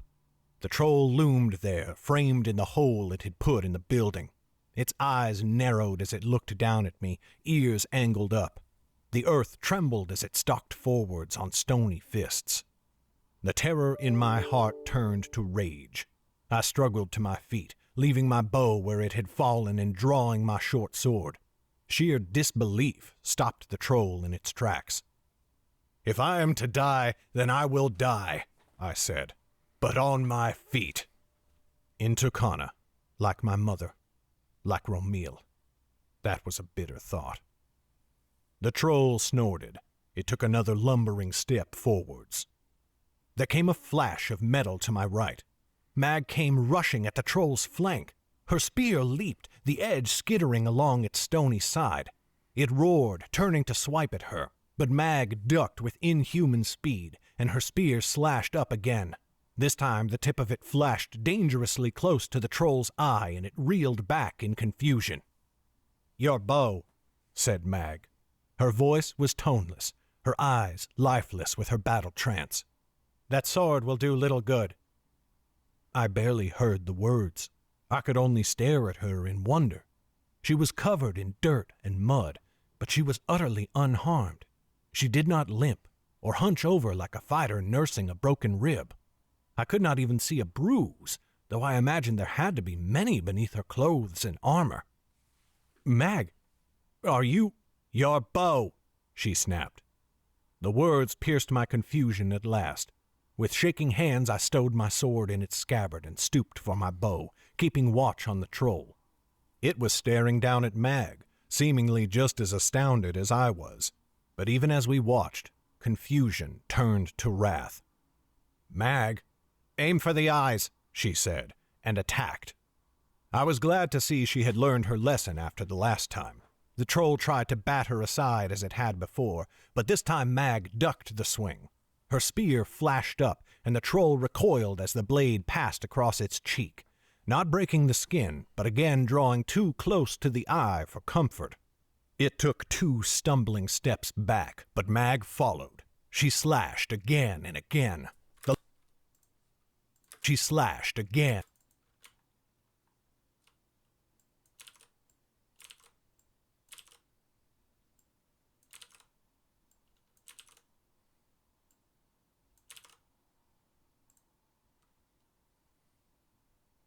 She slashed again and again. The long, bladed edge of the spear could not hope to pierce the troll's hide, but it provided an ample distraction. I reached to my quiver and drew another arrow. With Mag occupying all of the troll's attention, I had enough time to draw, to hold, to sight along the shaft. A long, slow breath escaped me. I loosed. A long, slow breath.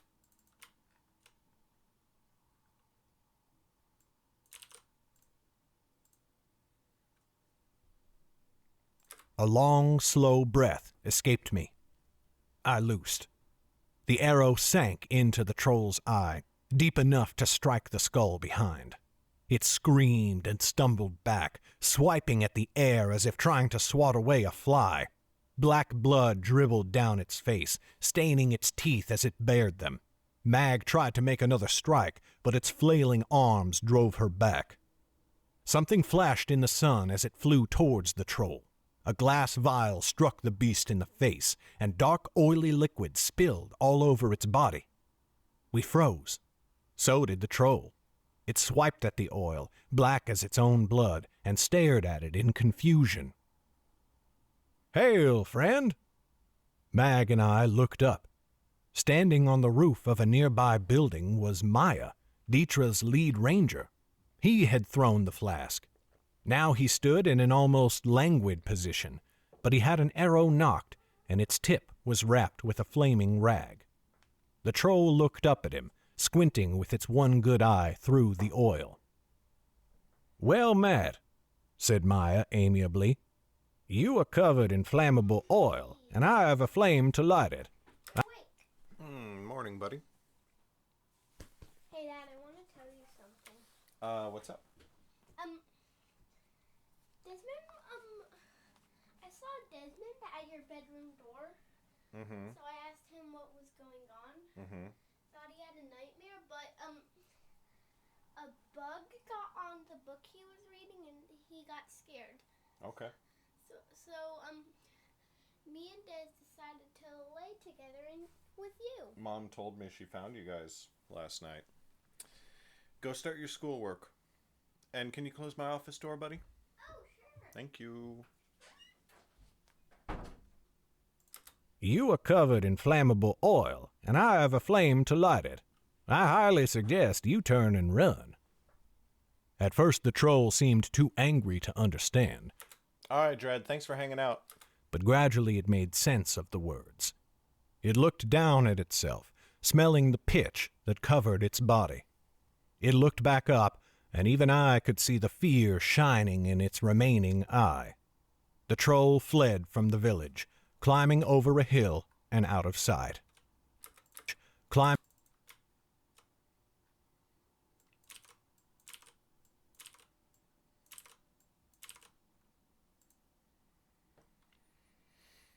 from the village, fled from the village.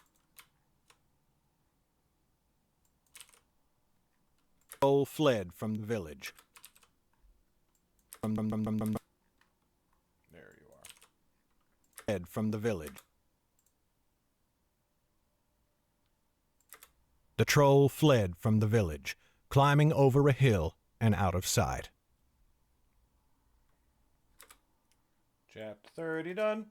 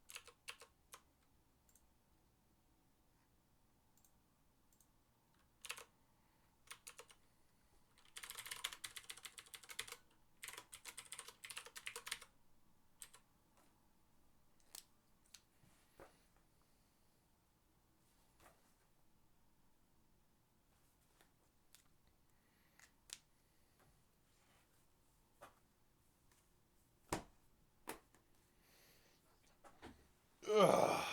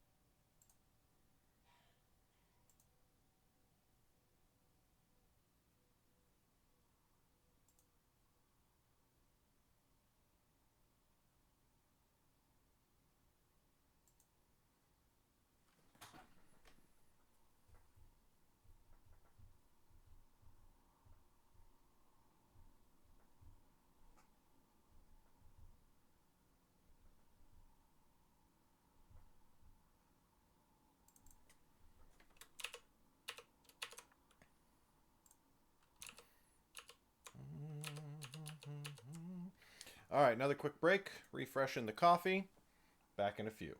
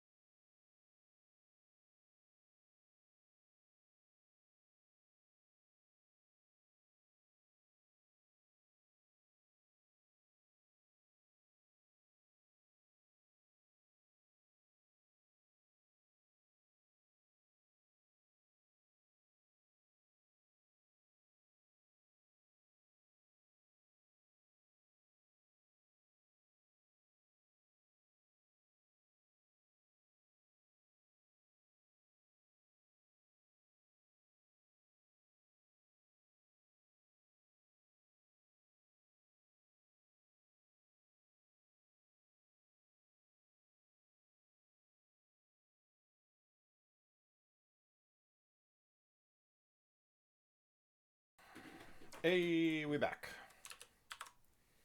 Got windy out there. My hair is a mess. More of a mess than usual.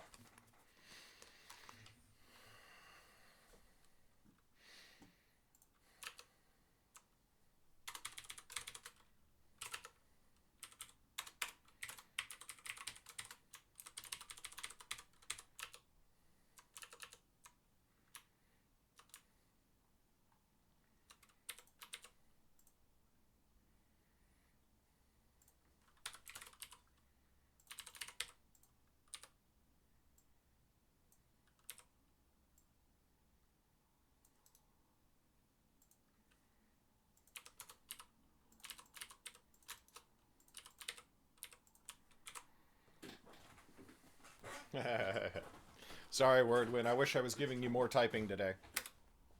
Chapter 31. Maya waited until the troll was out of sight. Then he turned, as if to leave. "Wait!" I cried. He paused. I saw his shoulders heave with a sigh before he turned back and gave Mag and I an easy-going smile. "Yes," he said. "You saved our lives," I said. "Oh, you seem to be doing well enough," he said. "I only wanted to make sure." Mag had let her trance fall away. Now she arched an eyebrow up at him. "I suppose we are grateful, though I do question what you were doing out here in the first place." He gave another sigh and climbed down from the roof. I came over to stand down from the roof.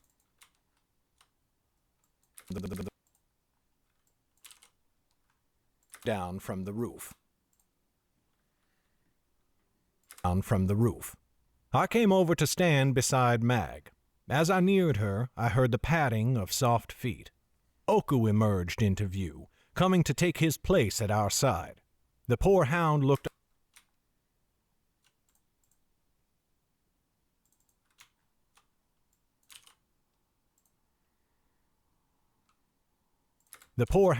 almost ashamed, as though he had dishonored himself by fleeing, even though I had told him to. When Maya reached the ground, Maya reached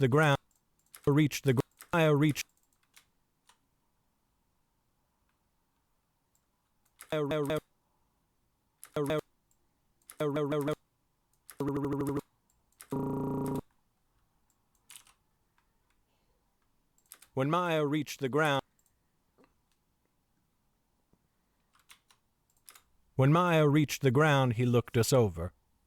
"Are the two of you all right?" "We are fine," said Mag. "Though, as I said, I have questions." "I was simply passing through," said Maya. "I heard the commotion and came to help." "Are you not in troll territory?" I said.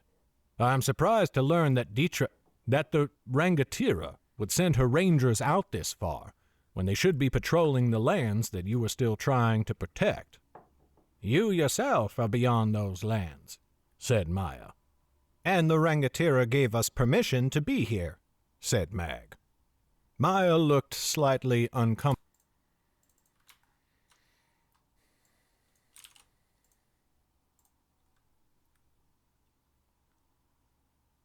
Maya looked slightly uncomfortable. As she did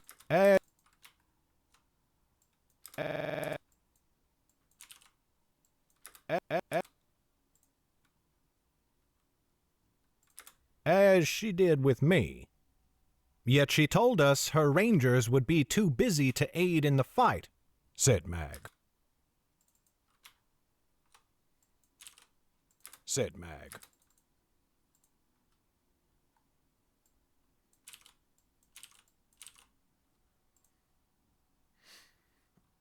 "Fight," said Mag.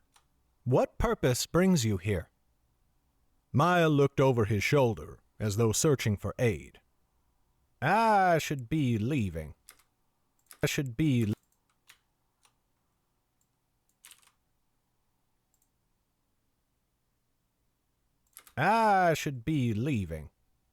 A realization struck me. You are the one I have sensed in the wilderness. I felt as if someone was nearby. We found campfires. That was you. I was not actually following you, if that is any comfort, said Maya. Our paths simply lay in the same direction. Indeed, I did not think I would encounter you at all in the mountains, but you were very skilled. I suspect one or both of you must have spent some time here before, though I do not remember you. It has been... Good morning, Desmond. There was a bug on there's a big bug on the side of my wall. Right now? On my wall, yeah. You want me to come kill it? Yeah. Okay. Ugh. Where is it?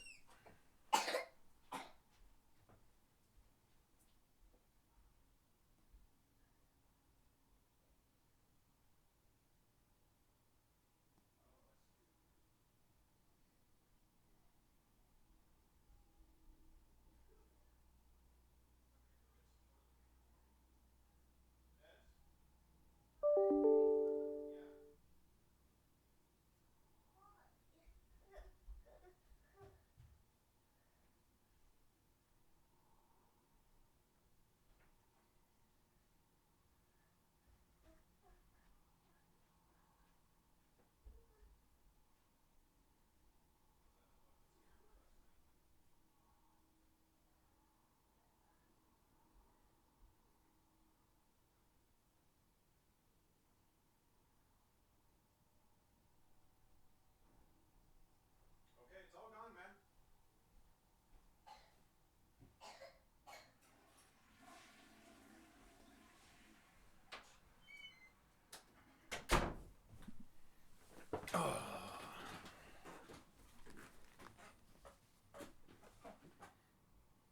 Though I do not remember you.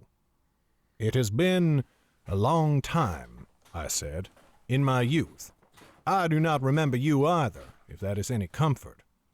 No, I suppose you would not, said Maya. I came to Kawanga some 18 years ago as a boy, when my father wed the Rangatira. I became a ranger as soon as I came of age. I almost did not hear his last words. The realization struck me that Maya was Dietra's son by law, and that made him my nephew. I might have lost members of my family since I left home, but it seemed I had gained others. I wondered what other new relatives there might be within my family stronghold. Things had been quiet for too long. Mag was studying Maya as though she were trying to decide if he was a threat. I forced a smile. That explains why you were so much more skilled here than I am, though it does not explain what you were doing here, as my friend asked before. I suppose you have been sent to watch us? Not at all, said Maya. He gave another heavy sigh, but this time it looked as though he had finally come to a decision. In fact, I was sent out for the same purpose as you, to track down the Shades. The only problem is that I was supposed to greatly outpace you in the hunt. In fact, I was strictly ordered to. We are very sorry to have made your duty so difficult, said Mag, giving him a wry smile. I am sure you are, said Maya. Mayhap we could work together, I said. Maya's mouth twisted. That is not quite possible. Because the Rangatira ordered you not to, said Mag. When Maya narrowed his eyes at her, she smiled. I may not be as familiar with this land as either of you, but I have some understanding of soldiers and those who order them about. Well, you have guessed aright, said Maya. I am sorry, but I cannot disobey my lord. But, Dietra, the Rangatira, I said quickly. Dark take me for a fool. I have to stop doing that, I thought. She gave us permission to find the Shades. You mean to tell me she did not actually want us to succeed? If we do, we will put a stop to your entire conflict with the trolls. Maya only shrugged. I do not pretend to understand everything, nor to be privy to all of the counsel the Rangatira may receive. She is my lord. I do her bidding. Although... His look grew crafty. Although, I suppose there is a way we could both achieve our aims, and better serve the Rangatira at the same time. How is that? Said Mag. Oku had come over to sniff at Maya's boots. He knelt and scratched the hound behind the ears, and Oku stretched up to lick his face. You mean to hunt down the shades? I have been ordered to find them, but not to engage with them, and only to relay their location back to the Rangatira. If you can agree to do the same, I would not object to working with you. Our skills would be more effective if we combined them, and I would save myself a great deal of time if I could focus only on the hunt and not on avoiding you in the wilderness. If we find the shades, you would wish for us to stave off our attack until you have informed your lord? Said Mag. She folded her arms, making their muscular lines more prominent. That would imperil the success of our attack. You would not have to wait long, said Maya placatingly. My lord wishes to end the threat of the shades. It is her duty. I am not certain why she wishes to hear from me before she attacks, but she will attack. We can join the main Telfer forces in eliminating the shades. I will have done my duty, and you will have what you want. Everyone's aims will be satisfied. I thought hard about it, but I could see no reason not to do as he said. It seemed a wise course of action. Dietra was playing some game I did not understand, and it had hampered our search so far. This would solve the problem without harming either party. That seems agreeable to me, I said. Chow? Mag was still for a moment before she remembered that I had used her false name. But rather than nodding in agreement, she gave a grimace. I suppose I might be able to, as long as when it comes to battle, I am the one to kill the weremage. The Rangatira might not like that, said Maya with a sigh, though I do not know what she could do to prevent you. What is your grudge against Kaita anyway? I froze. Kaita, I whispered. Maya's eyes went wide, and his face went a shade paler. Kaita.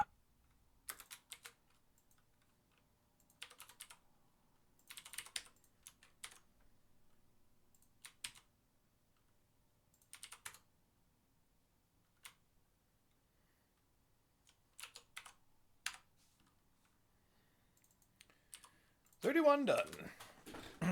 Hey, Buttergazilla, mook yourself.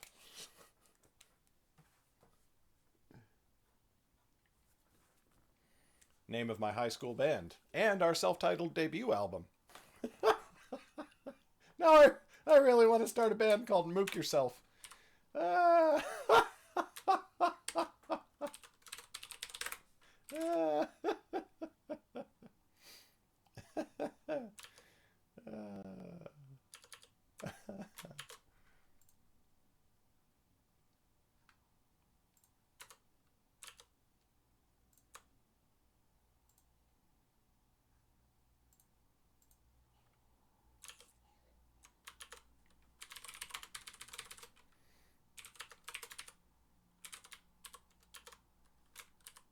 Oops.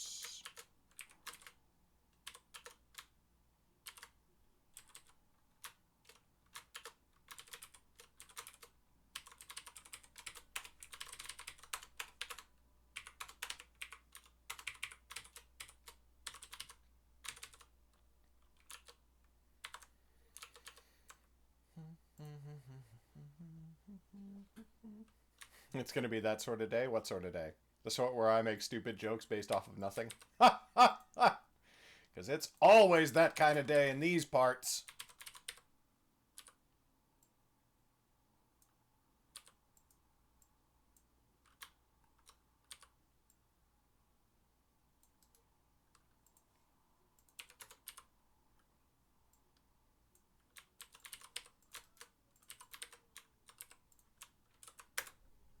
Chapter 32.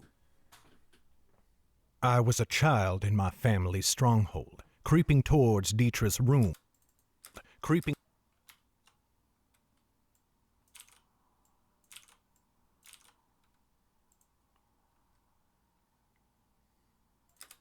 In my family's stronghold, creeping towards Dietrich's room after having a nightmare. Suddenly the door opened. Out came Kaita, cloaked in shadow. I could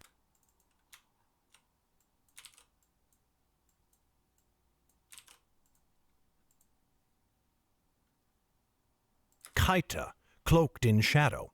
I could scarcely see her in the darkness. I did not recognize her face, but Kaita saw me.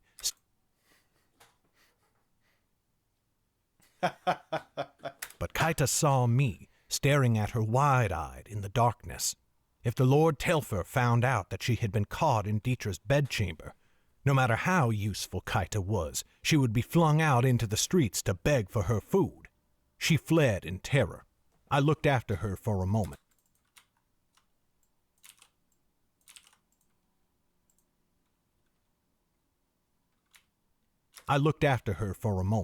Before realizing that Dietrich now stood in the doorway, and I forgot all about her retainer.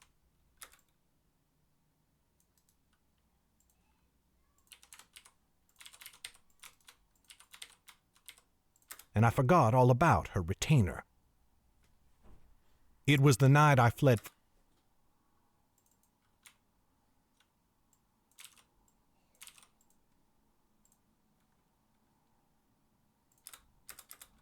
It was the night I fled from home, drunk with wine and pelted by rain.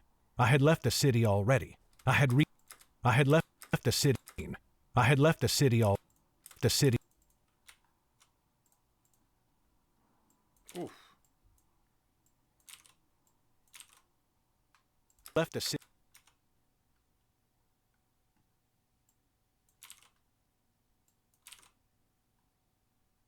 I had left the city already. The city. The city. The city. The city. Left the city. Had left the city already. Already. There you are. The city already. I had left the city already. I had reached the bridge. I crashed into Kaita, and we both fell to the ground. The clouds parted for a moment, and I caught a flash of moon's light. I saw Kaita's face, but it swam in the darkness and my own drunkenness. Yet I screamed at the sight of my family's colors on her cloak, and I backed away on hands and knees. Kaita watched me scramble over the shelf by the end of the bridge. Then she saw me fall off the other side.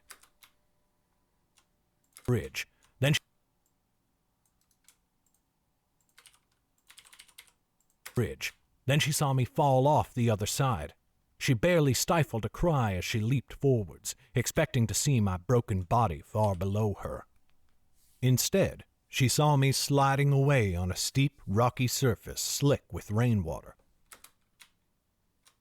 Slick with rainwater.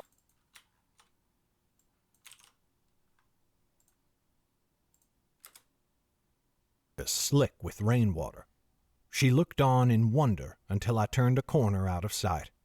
For a moment she debated going after me. Then she smiled. I was gone.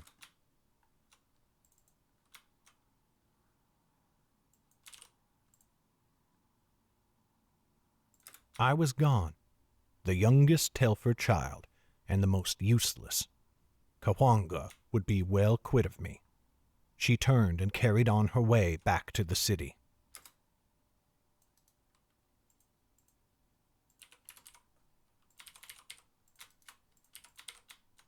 It was the day Romil found me in the mercenary camp. She stood before me, but behind her, by the horses, was a retainer. Kaita. Mag struck faster than I could see, flinging my sister to the ground unconscious. I stared at her fallen form in horror and grief. Kaita reached for her weapon, but Mag stopped her with a look. "That would be unwise," said Mag.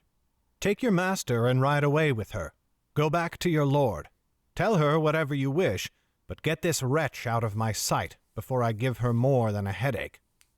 Kaita did as Mag commanded. I did not even watch them go, for I was sitting on the ground, arms wrapped around my knees, lost in grief.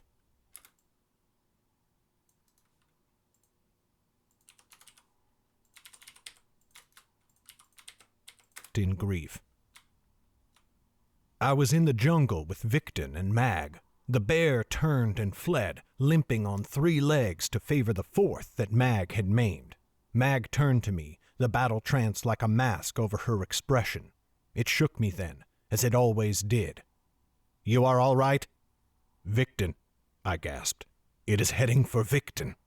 She seized my arm and pulled me up, and together we pelted after the beast. The bear fled from us, bleeding from wounds it had never expected to receive. Suddenly it lurched to the right and lumbered off into the underbrush. It carried on, heedless of the trail it left behind. Even Mag would be able to track it, but it would not be there when she arrived. When the bear had lumbered a span away from the main path, it stopped.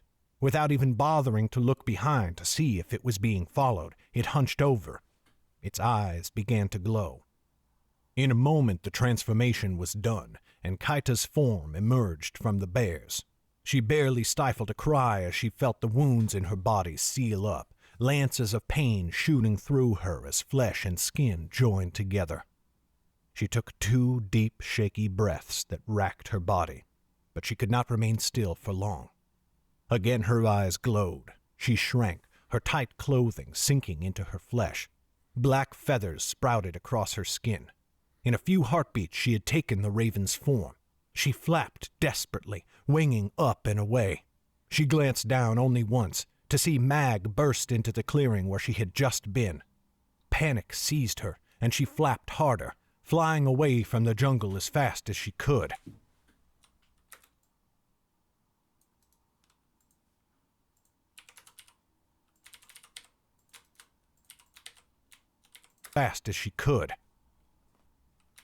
It was the Battle of Northwood, and I knelt by Sten's side. Across from me were Mag and the Medica, whose Mag and the Medica, whose Mag and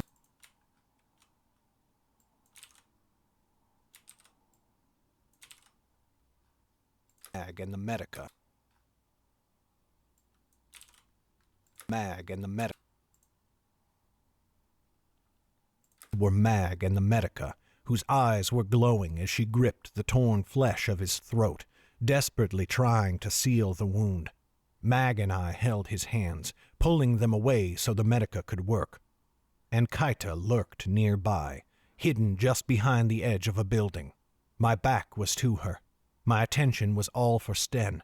I was exposed. "Try to be silent," said the Medica sharply. "It will only be worse."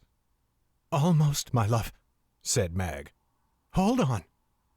Kaita's eyes glowed. She took the form of the mountain lion. In the long years since the jungle of Feldamar, she had obsessed over her first fight with Mag. She had made a mistake then. She had sought power rather than speed. The bear had been mighty, but it was too slow. She should have chosen the lion, long her favorite form. It was fast, faster than Mag, or so she believed. The Medica finished her work. "It is done," she said. "He is not out of danger, but—" Kaita bounded out from behind the building and leaped for me. I saw the flash of movement from the corner of my eye. "Down!" I dived out of the way, seizing Mag and the Medica and taking them with me. Kaita landed on Sten's chest, her claws sinking into his flesh with a biting shunk. His fingers grasped for Kaita's throat, and then he died. "No," said Mag. "No." She rose to her feet, and her hands curled into fists at her sides. Kaita growled at her. Mag did not even have her sword. This would be a simple kill. But it was not. Try as she might, she could not lay a claw on Mag, and as Mag screamed no over and over, she took Kaita apart with her bare hands. Kaita resumed her human form, recoiling and holding her wounds. I saw her, and memories tugged at the back of my mind. But there was Mag, and there was Sten's corpse, and the Battle of Northwood still raged around us.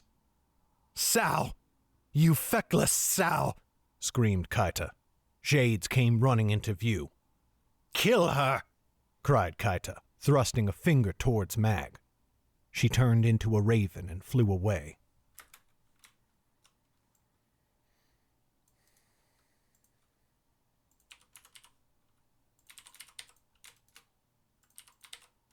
And flew away. "You knew her!" cried Sun, her voice ringing with something between betrayal and triumph. Betrayal and There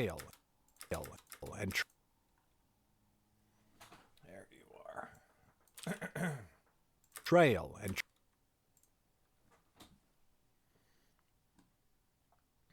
betrayal and triumph.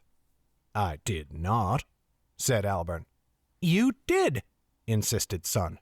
"You saw her in Tokana again and again, and probably another 1,000 times that you have never told me about. Yet you told me you had never seen her before." "I said nothing of the kind," said Albern. "You asked if I knew her. I did not." "That is splitting hairs," said Sun, folding her arms. "You know what I meant." "I do know what you meant," said Albern, "but you have been thinking about it all wrong. Tell me, did you know every person who served your family?"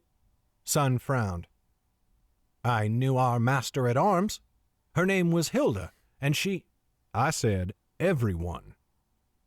It felt as though she was being drawn into a trap, but Sun did not know how to get out. She waved her hands in irritation. "There were dozens of people running in and out of our kitchens," she said. "I did not meet every baker and scullery maid, if that is what you are asking." "And we had dozens of rangers, of which Kaito was not one. Rangers, of which..." What's up, Seth?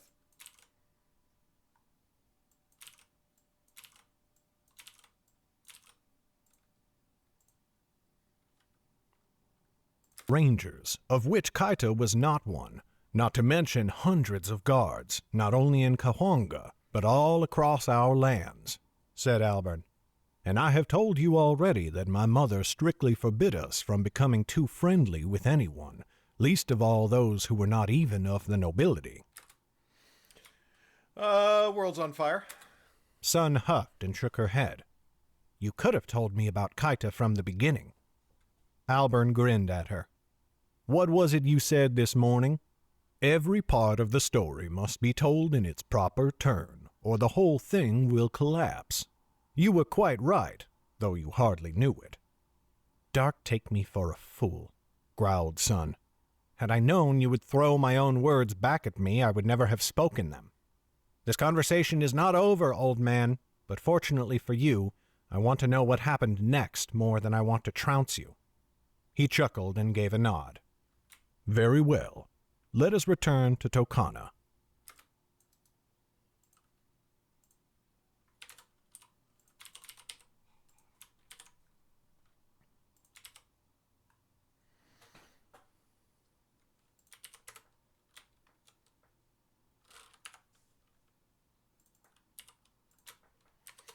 That is one of my favorite chapters in this book. Not my favorite, but one of.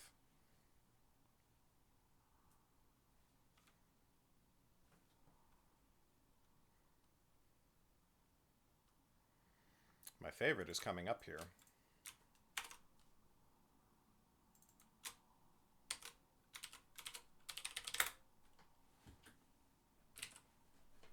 Ah, yes, 32 done.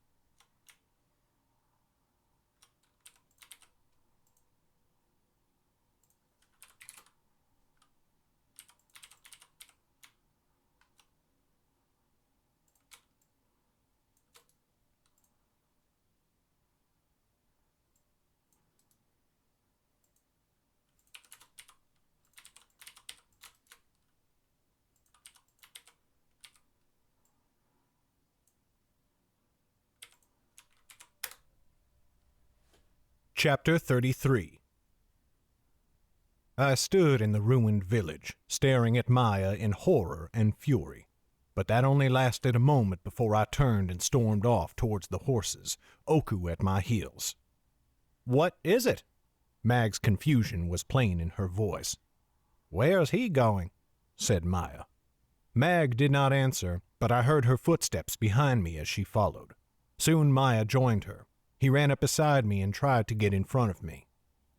"Listen, friend, I do not know what—" He stopped as Mag snatched his arm and pulled him out of my way. "I do not know what is happening either," she said, "but I would advise you not to try to touch Alburn while I am present." Maya frowned. "Alburn?" Mag floundered for a moment. "Kanahari," she said lamely. "I meant— Oh, Dark, take it all. Just get on your horse." I ignored them both, swinging up into Fool Hoof's saddle and spurring him south.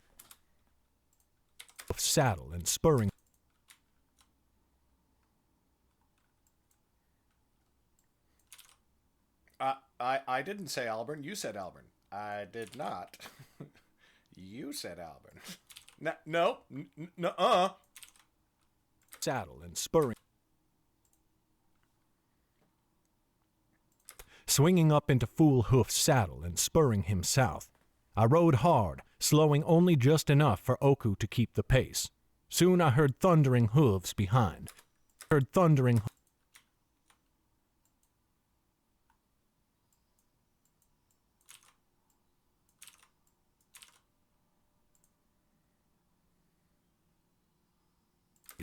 Soon I heard thundering hooves behind, and Mag and Maya drew close. "Alburn," she called out. "What is wrong?" I ignored her, and she seemed to give up on getting an answer. The three of us rode in silence all the way to Kahonga. Farmers in the outlying fields stopped their work and straightened, staring at us as we galloped past. I do not know what went through their minds. Mayhap they thought we were rushing to deliver news of a fresh attack, but I paid them no more attention than I gave to Mag or to Maya. We hit the streets of the outer city. Thankfully they were clear, and I did not have to slow Fool Hoof very much.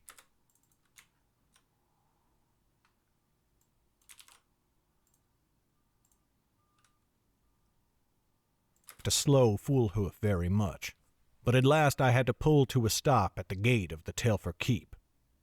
"Open the gate," I called up. A guard atop the wall peered down at me in confusion. "Who under the sky are you to issue such an order?" "I'm Alburn of the family Telfer, and I've returned to my homeland," I answered her. "Open the gate." The woman's eyes went wide with shock. She looked past me to Maya, who was just as surprised. "The family Telfer?" he said to me. I pulled down my sleeve and showed him our family's mark. He stared at it in wonder for a moment, sighed, and looked back up at the gate guard. "For good or for ill, I think you would better do as he says." That seemed good enough, and the guards hastened to open the gate. I spurred Fool Hoof forwards as soon as it was high enough for me to avoid hitting my head. Once I reached the keep, I dismounted and left Fool Hoof behind as I stormed up the steps. The doors stood open, and I passed through them to stalk down the wide entrance hall. "Alburn," said Mag. It was one of the few times in her life I had heard her sound nervous. "Are you certain about this?" "More certain than I have been about anything since we got here," I growled. Two Telfer guards stood at the door to Dietra's audience chamber. They stepped forwards, hands tightening on their spears as I approached. "Let him pass," said Maya in resignation. "I'm with him." They did not look pleased about it, but they did as he said. I threw open the double doors as hard as I could, and they slammed against the stone walls on either side. Dietra sat on her chair atop the dais, and her head snapped up. Dietra sat on her chair atop the dais.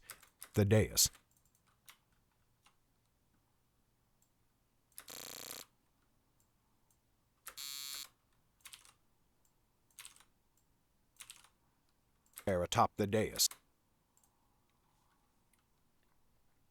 air atop the dais, and her head snapped up in shock as I entered. A small cluster of advisors huddled before the dais, and they too turned to stare at me in amazement. "Kaita!" I roared. Dietra's eyes went wide. The guards at the edges of the room stepped forwards, ready to defend their lord. Among the counselors I spotted a woman in robes of Calentan colors, the king's representative. She studied me with great interest. "Kaita," I said again. "She is the were-mage, and you knew, and you sent your ranger after her because you were afraid we would kill her." The king's representative looked up at Dietra with a faint frown. "Rangatira, who under the sky is this man?" Dietra ignored her. A flush crept up her neck into her cheeks as she stared at me. How dare you? How dare I?" I cried.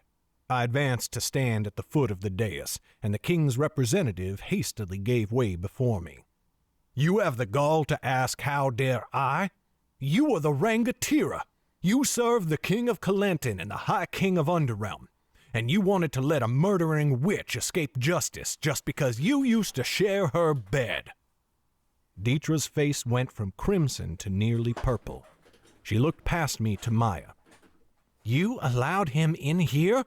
What were you thinking?" I lifted my arm and dragged down my sleeve. The Telfer mark shone against my skin. Dietra stared at it for a moment, speechless, and then I saw recognition flash in her eyes as she looked upon my face. Emotions, one after another, played in her expression. Joy, I think, at seeing me again. Despair that I had discovered her secret. And then, slowly dominating the rest, a cold, mounting fury. "You return here," she said, the words grinding out of her like a blade on a whetstone. "You return after decades. Decades. You parade yourself in front of me, in plain sight but still skulking like a coward? And now you have the audacity to accuse me. Arrest them." The guards began to come forwards. "We are not your enemies," I said. "Kaita is. You know that, and yet you act to protect her. It is beneath you, Dietra." "I am the Lord Telfer," she snapped, shooting to her feet. "Rangatira of Tokana and servant of the king of Calentan. You are nothing. You gave up any right to speak to me thus when you fled our home, and now you may sit in a cell until I figure out what to do with you." "That would be a poor idea," said Mag, grip tightening on her spear. I sagged. All my fury had flowed out of me in my outburst, and suddenly I was very tired. I lifted a hand towards Mag. "No. Do not harm her servants. They are only doing their duty." I glowered up at Dietra again, which is more than might be said of some. While Dietra fumed, Mag spoke to me in a low voice. "Albern, I can keep us from going into a cell in the first place, but if she puts us there, no one can bend steel bars, not even me." That's a reference. "Then do what you must," I told her. "As for me, it seems I'm going to be imprisoned." I raised my wrists, ready for the manacles that one of the guards had already pulled from a pouch. Mag rolled her eyes and did the same, but she smiled at the guards as they bound her. "You should enjoy yourselves. One day you will be able to brag to your children about capturing the uncut lady." Dietra now seemed to be trying to avoid looking at us. The king's representative now seemed almost amused. "Is this man your brother, Rangatira?" she said. "The one who—" "Get out," growled Dietra. "I will send for you when I require you." The representative looked affronted. "But we were discussing—" "Get out," roared Dietra. The representative jumped, and then she scurried out of the room like a chastised dog. The other counselors followed at her heels. I had not looked away from Dietra, and just before her guards dragged us off, she met my gaze at last. "We do not have endless time," I said, all anger gone from my voice. We have both made mistakes. Speak with me again, so that we can fix them. Do not wait too long." It is not a reference to Toph, Seth.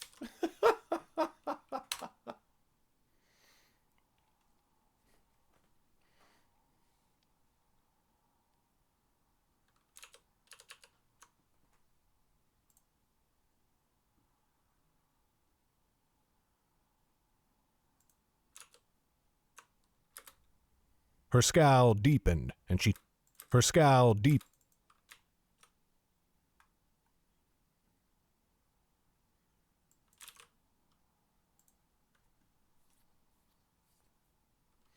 Her scowl deepened, and she turned it upon the guards. "Take them away. Then go into the city and find that old man they came here with. He can join them in their cell." The guards spun us around and marched us from the room. Maya gave me a rueful smile just before they hauled me away.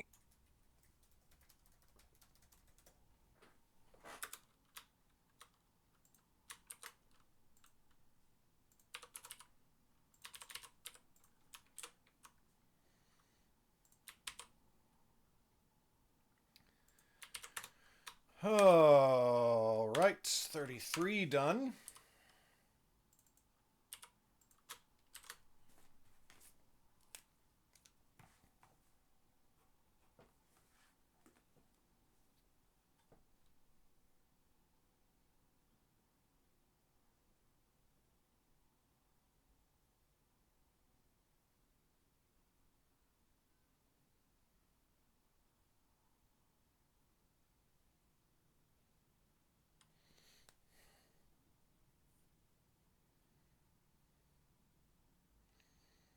All right, chapter 35 is the big one. Woof. One more before we get there.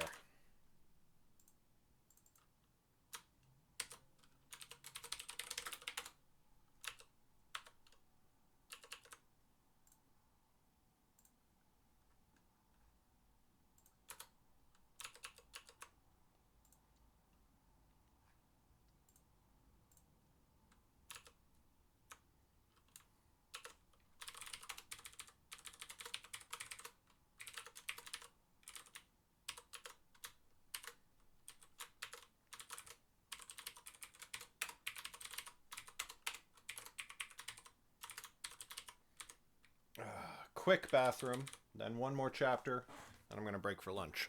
Ugh. Ugh.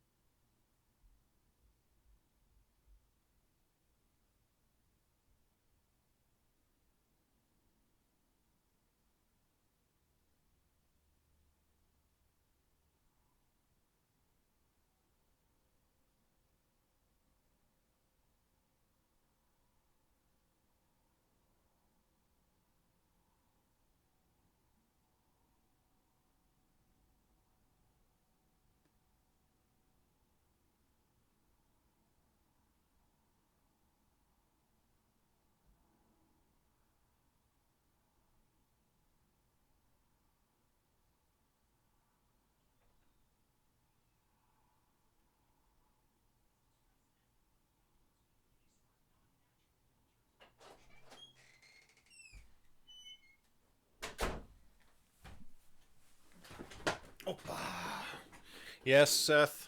If there is one great criticism of the entire Underrealm enterprise, it's that Toph doesn't exist in Underrealm.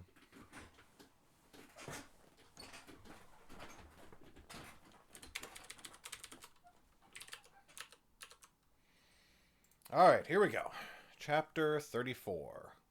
It's a meaty one. It's long, too, Jesus.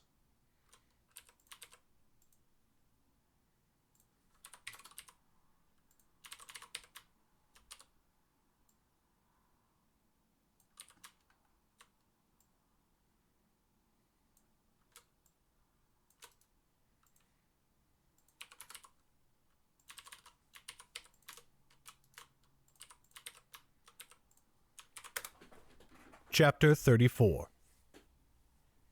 That was very foolish of you, said Sun, walking in there like that. It was, said Albern sadly. I was young then, and youth comes with many poor ideas.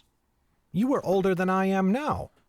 Well, why do you think I keep such a careful eye on you? When Sun scowled, he chuckled. I am only joking.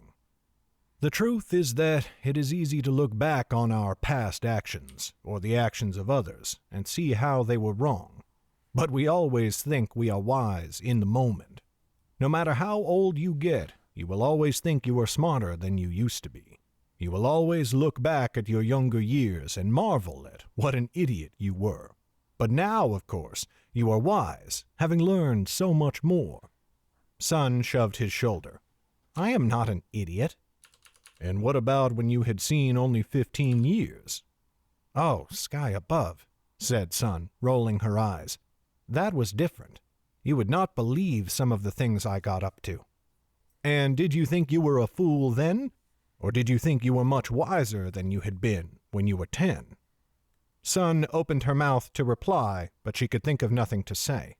Her jaw snapped shut, and she glowered at him. Albern shrugged. I only tell you the truth as I know it, and I do not excuse myself. I can look back on the events I am telling you about and recognize what a hot-headed young fool I was. If I live another 10 years, I am certain I will look back on today and feel the same way. Enough idle philosophy, said Sun grumpily. Where are we going? They had passed back out beyond Lan Shui's northern gate, but the town was not yet far behind them. The sun was lowering, nearly kissing the top of the western spur, and just starting to shadow the countryside. She could see the line of its shade advancing towards them as night approached, a great darkness sweeping over the land. It was a chilling sight. Well, it seems there are some less than gentle folk plaguing Lan Shui again, said Albern. This time, though, they seem to be operating somewhere outside the town's borders. We are not exactly certain where. Sun frowned at him. We? Why, you and I, said Albern, cocking his head at her. I apologize. I did not mean to dictate your own uncertainty to you. Oh, no, please, feel free, said Sun, arching an eyebrow. So how do we mean to find them? I do not know if you have heard, but I am something of a good tracker, said Albern. A wagon was ambushed not far from here just the other day, and I think we will be able to find our foe's hideout by following the trail away from it. Why did we not see the location of the attack when we approached Lan Shui? There is more than one road leading into town. I wanted to see Dewan before I went to investigate the caravan. And who are these people exactly? He sighed. Hopefully, they are bandits. You do not sound very hopeful. That is because I do not think they are bandits. Sun gave a small but very frustrated. Sun gave a small but very. Sun gave a.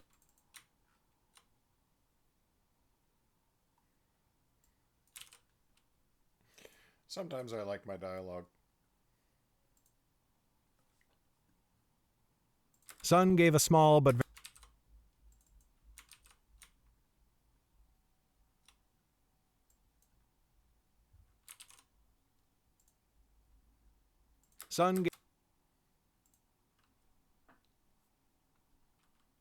Sun gave a small but very frustrated growl. What do you think they are? He seemed to be struggling for an answer, pursing his lips and looking around as though he was searching his own mind for the right words. When he did speak, it almost sounded as if he was ignoring her question. Do you remember the tree from my youth, the tall cowrie? I do, said Sun, confused. When I... Hey, sweetheart. Good morning. Good morning. Want to say hi to stream? Oh, hi, guys. High five. Oh, dang. Getting strong.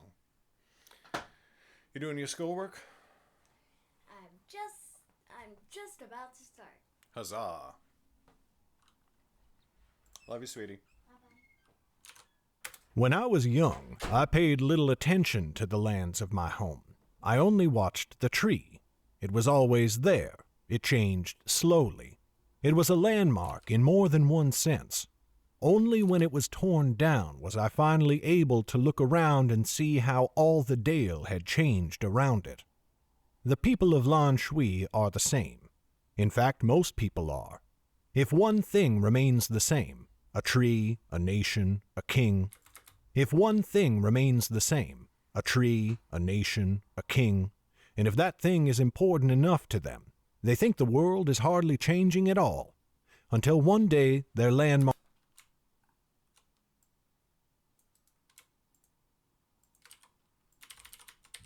changing at all, until one day their landmark changes at last, and they realize that things have been happening all along that they paid little heed to. It can be helpful to focus on one thing, one place, one person more than the rest. It anchors us. It can help us find ourselves when the world seems too chaotic, too frightening.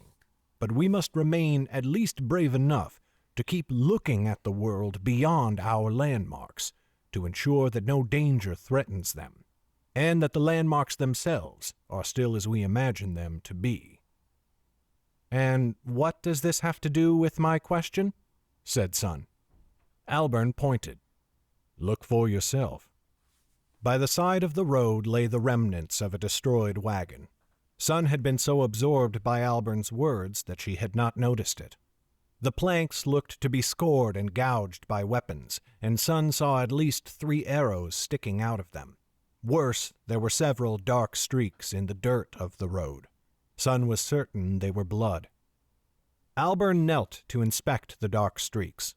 Then he went to the wagon, pacing all around it. At first he only looked without touching, but then he stepped closer, running his hand along the wood, peering closely at the grain, the gouges, the arrows. Sun did not know what he was looking at, but there was no hint of uncertainty in his movements. Then he stopped short, eyes narrowing. He knelt and leaned under the wagon. He knelt and leaned.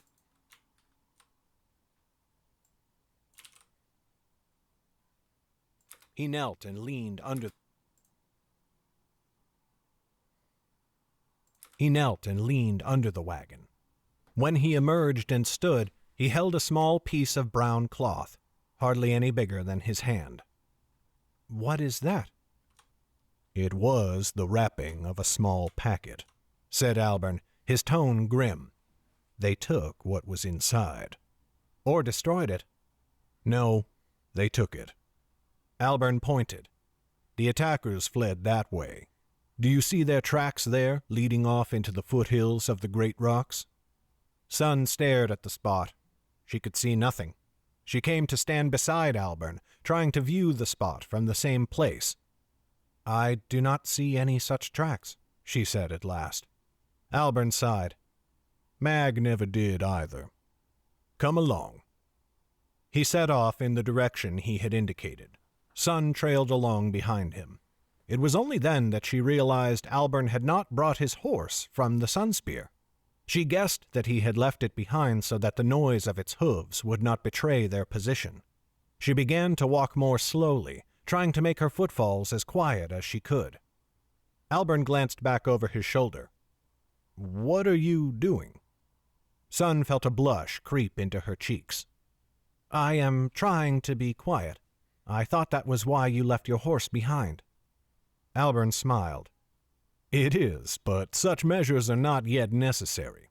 Our prey is still a fair distance away. We can talk, if you wish. I do, said Sun. You keep hinting at these people and expecting me to assemble the hints into an answer. I would rather just hear it plain. Who are they? What are they after? Alburn shook his head. I am not trying to trick you or deceive you, but to teach you. However, if you wish for an answer, here is the best one I have. They do not have a name that I am aware of, but they have some purpose here. I think, but do not know, that it is something evil, more evil than mere banditry. But because they are hiding it, because it is happening in the shadows and the silence, no one in Lan Shui is paying too much attention. They think they face only bandits. Bandits themselves are their own sort of landmark in the lives of the people of Lan Shui. That is an evil they can face, and so they would rather believe in bandits than seek the truth. Only in watchfulness lies safety, said a mystic to me once. But people do not remain watchful forever.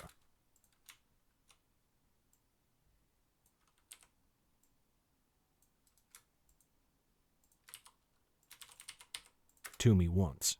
But people do not remain watchful forever, and when they lapse, darkness gathers. That is not exactly an answer, said Sun. I wish I had a better answer to give you, said Albert. But failing that, I will continue the tale.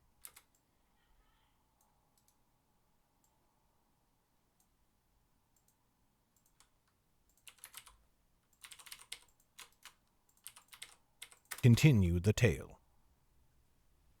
Dryleaf did not seem particularly annoyed when they brought him to our cell, which was a courtesy I had no right to expect of him. He settled quite easily down onto the bench against the back. Settled quite easily.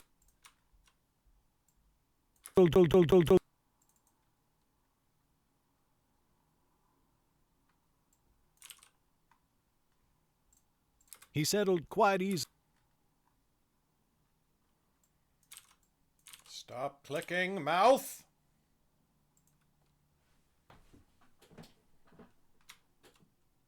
He settled quite easily. Oh my god.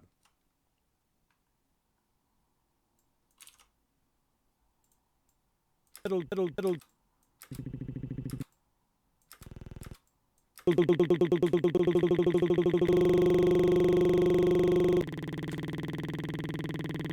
Aha! Settled quite.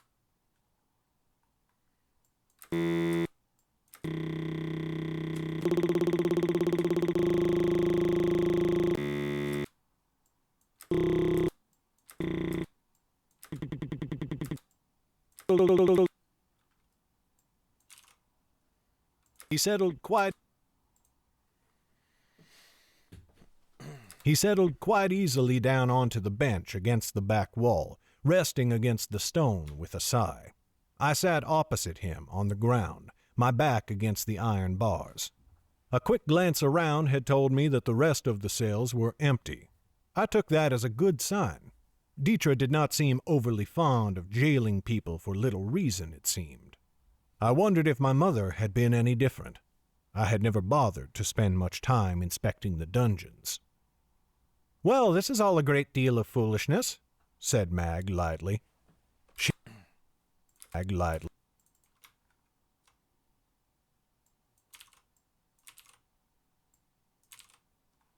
Said Mag lightly. Said Mag lightly. She stood at the other end of the iron bars from me, leaning against them with her arms crossed, as though she were awaiting a delivery of barley to her inn. Yes, I said. Unabashed, reckless foolishness. It is. Now, Mag, said Dryleaf kindly, do not be too unkind. Tomorrow is the first day of year's end, after all, a time for forgiveness. I find her words comforting, actually, I said. It is when she gets quiet or tries to treat me too delicately that I grow worried. Then I suppose I retract my scolding. To my scold.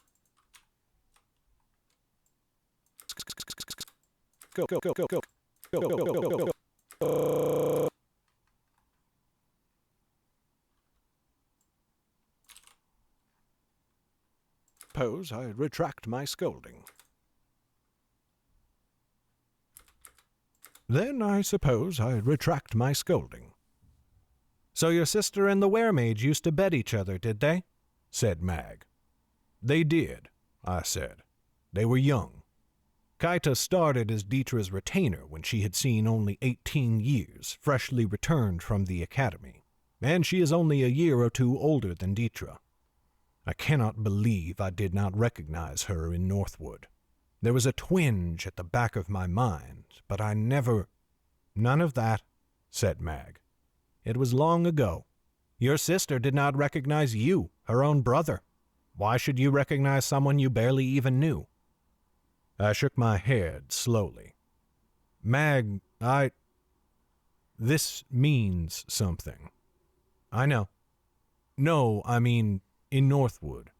We both thought Kaita was after you.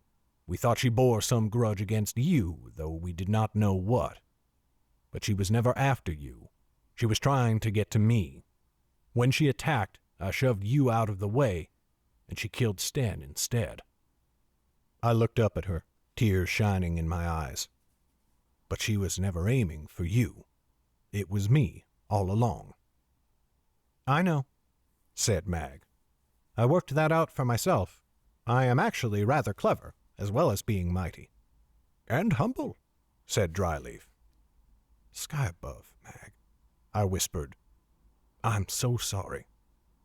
You should not be, she said brusquely. Your actions changed nothing. It was not your fault. I would have thrown myself in her path to protect you, and Sten would have done the same. And the only reason he died was that you were trying to protect me. None of us did anything wrong. No one but Kaita. Her words were little comfort. I bowed my head into my hands. We had a sense that she was stringing us along, said Dryleaf quietly. Now we know why. She wanted to draw you here, to your home and hers. But why? Why not strike at us on the road? Because of Mag, I said quietly, looking up. Mag frowned. Me? I nodded. Do you remember that time we saved Victon from the bear in the jungle? Her frown deepened. I do, but I fail to see what it has to do with anything. That, too, was Kaita. Her eyes went wide. How do you know? You were confused by how it seemed to vanish. I was, too. It stuck in my mind, so that I still remember it all these years later. That was Kaita. I believe she turned into a raven and flew away, which is why the trail ended so. That was the first time she tried to kill me, I think. But you were there to protect me, and we remained by each other's side for years. She must have given up. And then one day she joined the Shades, and that must have occupied her time too much to think of hunting me down. But then, when she learned that we were together again, and in Northwood, she had the strength of an army behind her. She thought she could try again. But even then you defeated her. She must have realized that she could not defeat you, that no human could. No human. The trolls, said Dryleaf suddenly. She hoped the trolls could do it. Sky above, breathed Mag. And it seemed she might be right. I was almost as helpless against the troll as you. I was almost as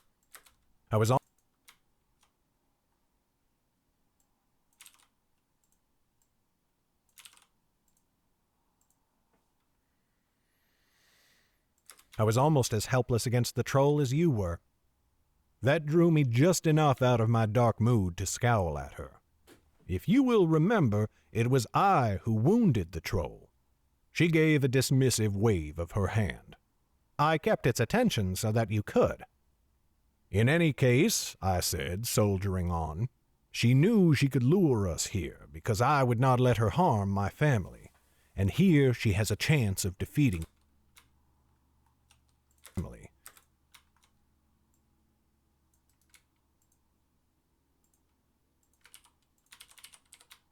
Harm my family, and here she has a chance of defeating you. Once you are out of the way, she can take her revenge on me at last. And your sister? I frowned at her. My sister? Of course, said Mag. If she only wanted to draw us into conflict with the trolls, she could have done that in the mountains farther south. But she and the Shades have driven the trolls into a war with the family Telfer. She cannot think your sister will emerge from such a conflict unscathed. Whatever grudge she bears against you, she includes Lord Telfer in it as well. That detail had escaped me, but just as I was beginning to mull it over, there came the high squeak of a lock turning towards the front of the dungeon. I made my way to my feet as we heard boots approaching. 2 of my family's guards appeared outside the cell, their faces grim. Behind them was Dietra. You wanted to talk, she said. Did you think you needed these guards? I said, pointing to them. They are not for you, said Dietra. Her gaze shifted to Mag. They are for her. We have heard of the uncut lady even this far to the north. Then you know your guards are useless, said Mag with a smile. An angry flush crept up into Dietra's face, and I raised a hand to pacify Mag. It is fine. Please, sit and wait for my return. I glanced at Dietra.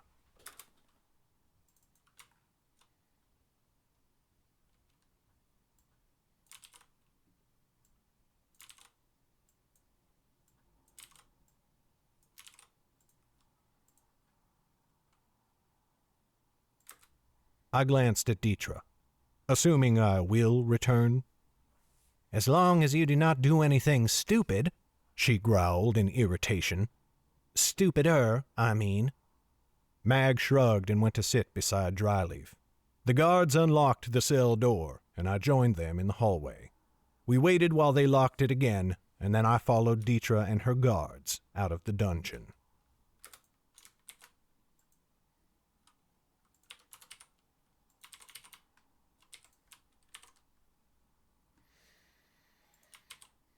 Okay. Next one's the big one.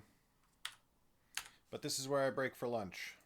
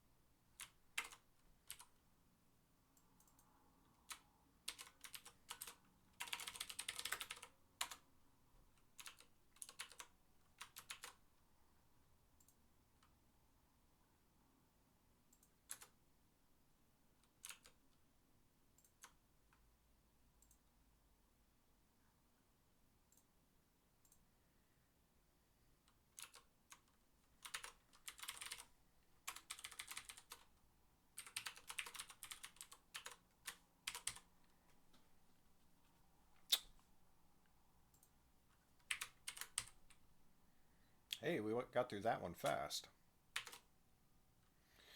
All right, everybody. Let's do a quick evaluation of what we've got left. And how long we actually think it's going to take.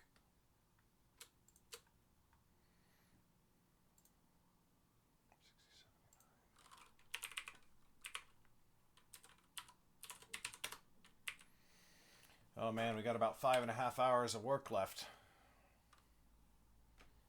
Which is going to leave it at a total of like 19 hours for the whole QC. Then again, this is a long-ass book. I'm really excited to publish this one.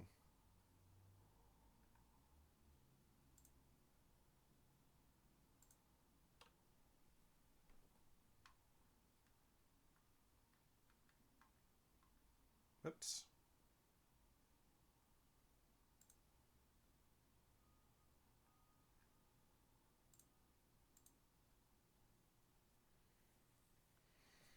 All right, everybody.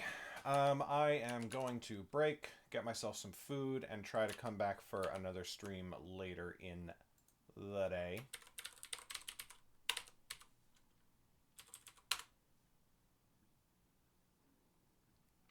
which means I throw a raid. Raid. Ermagerd, Felix is streaming. Well, I mean, obviously.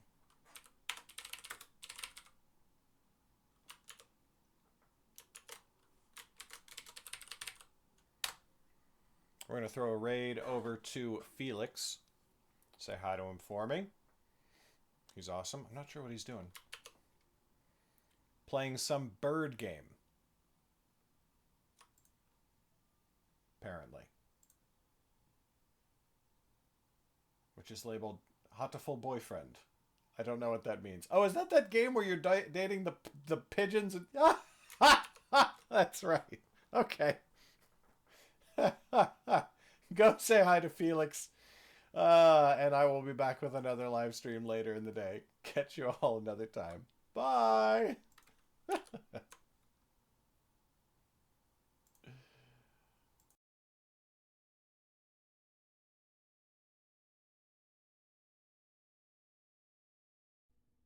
Oh no.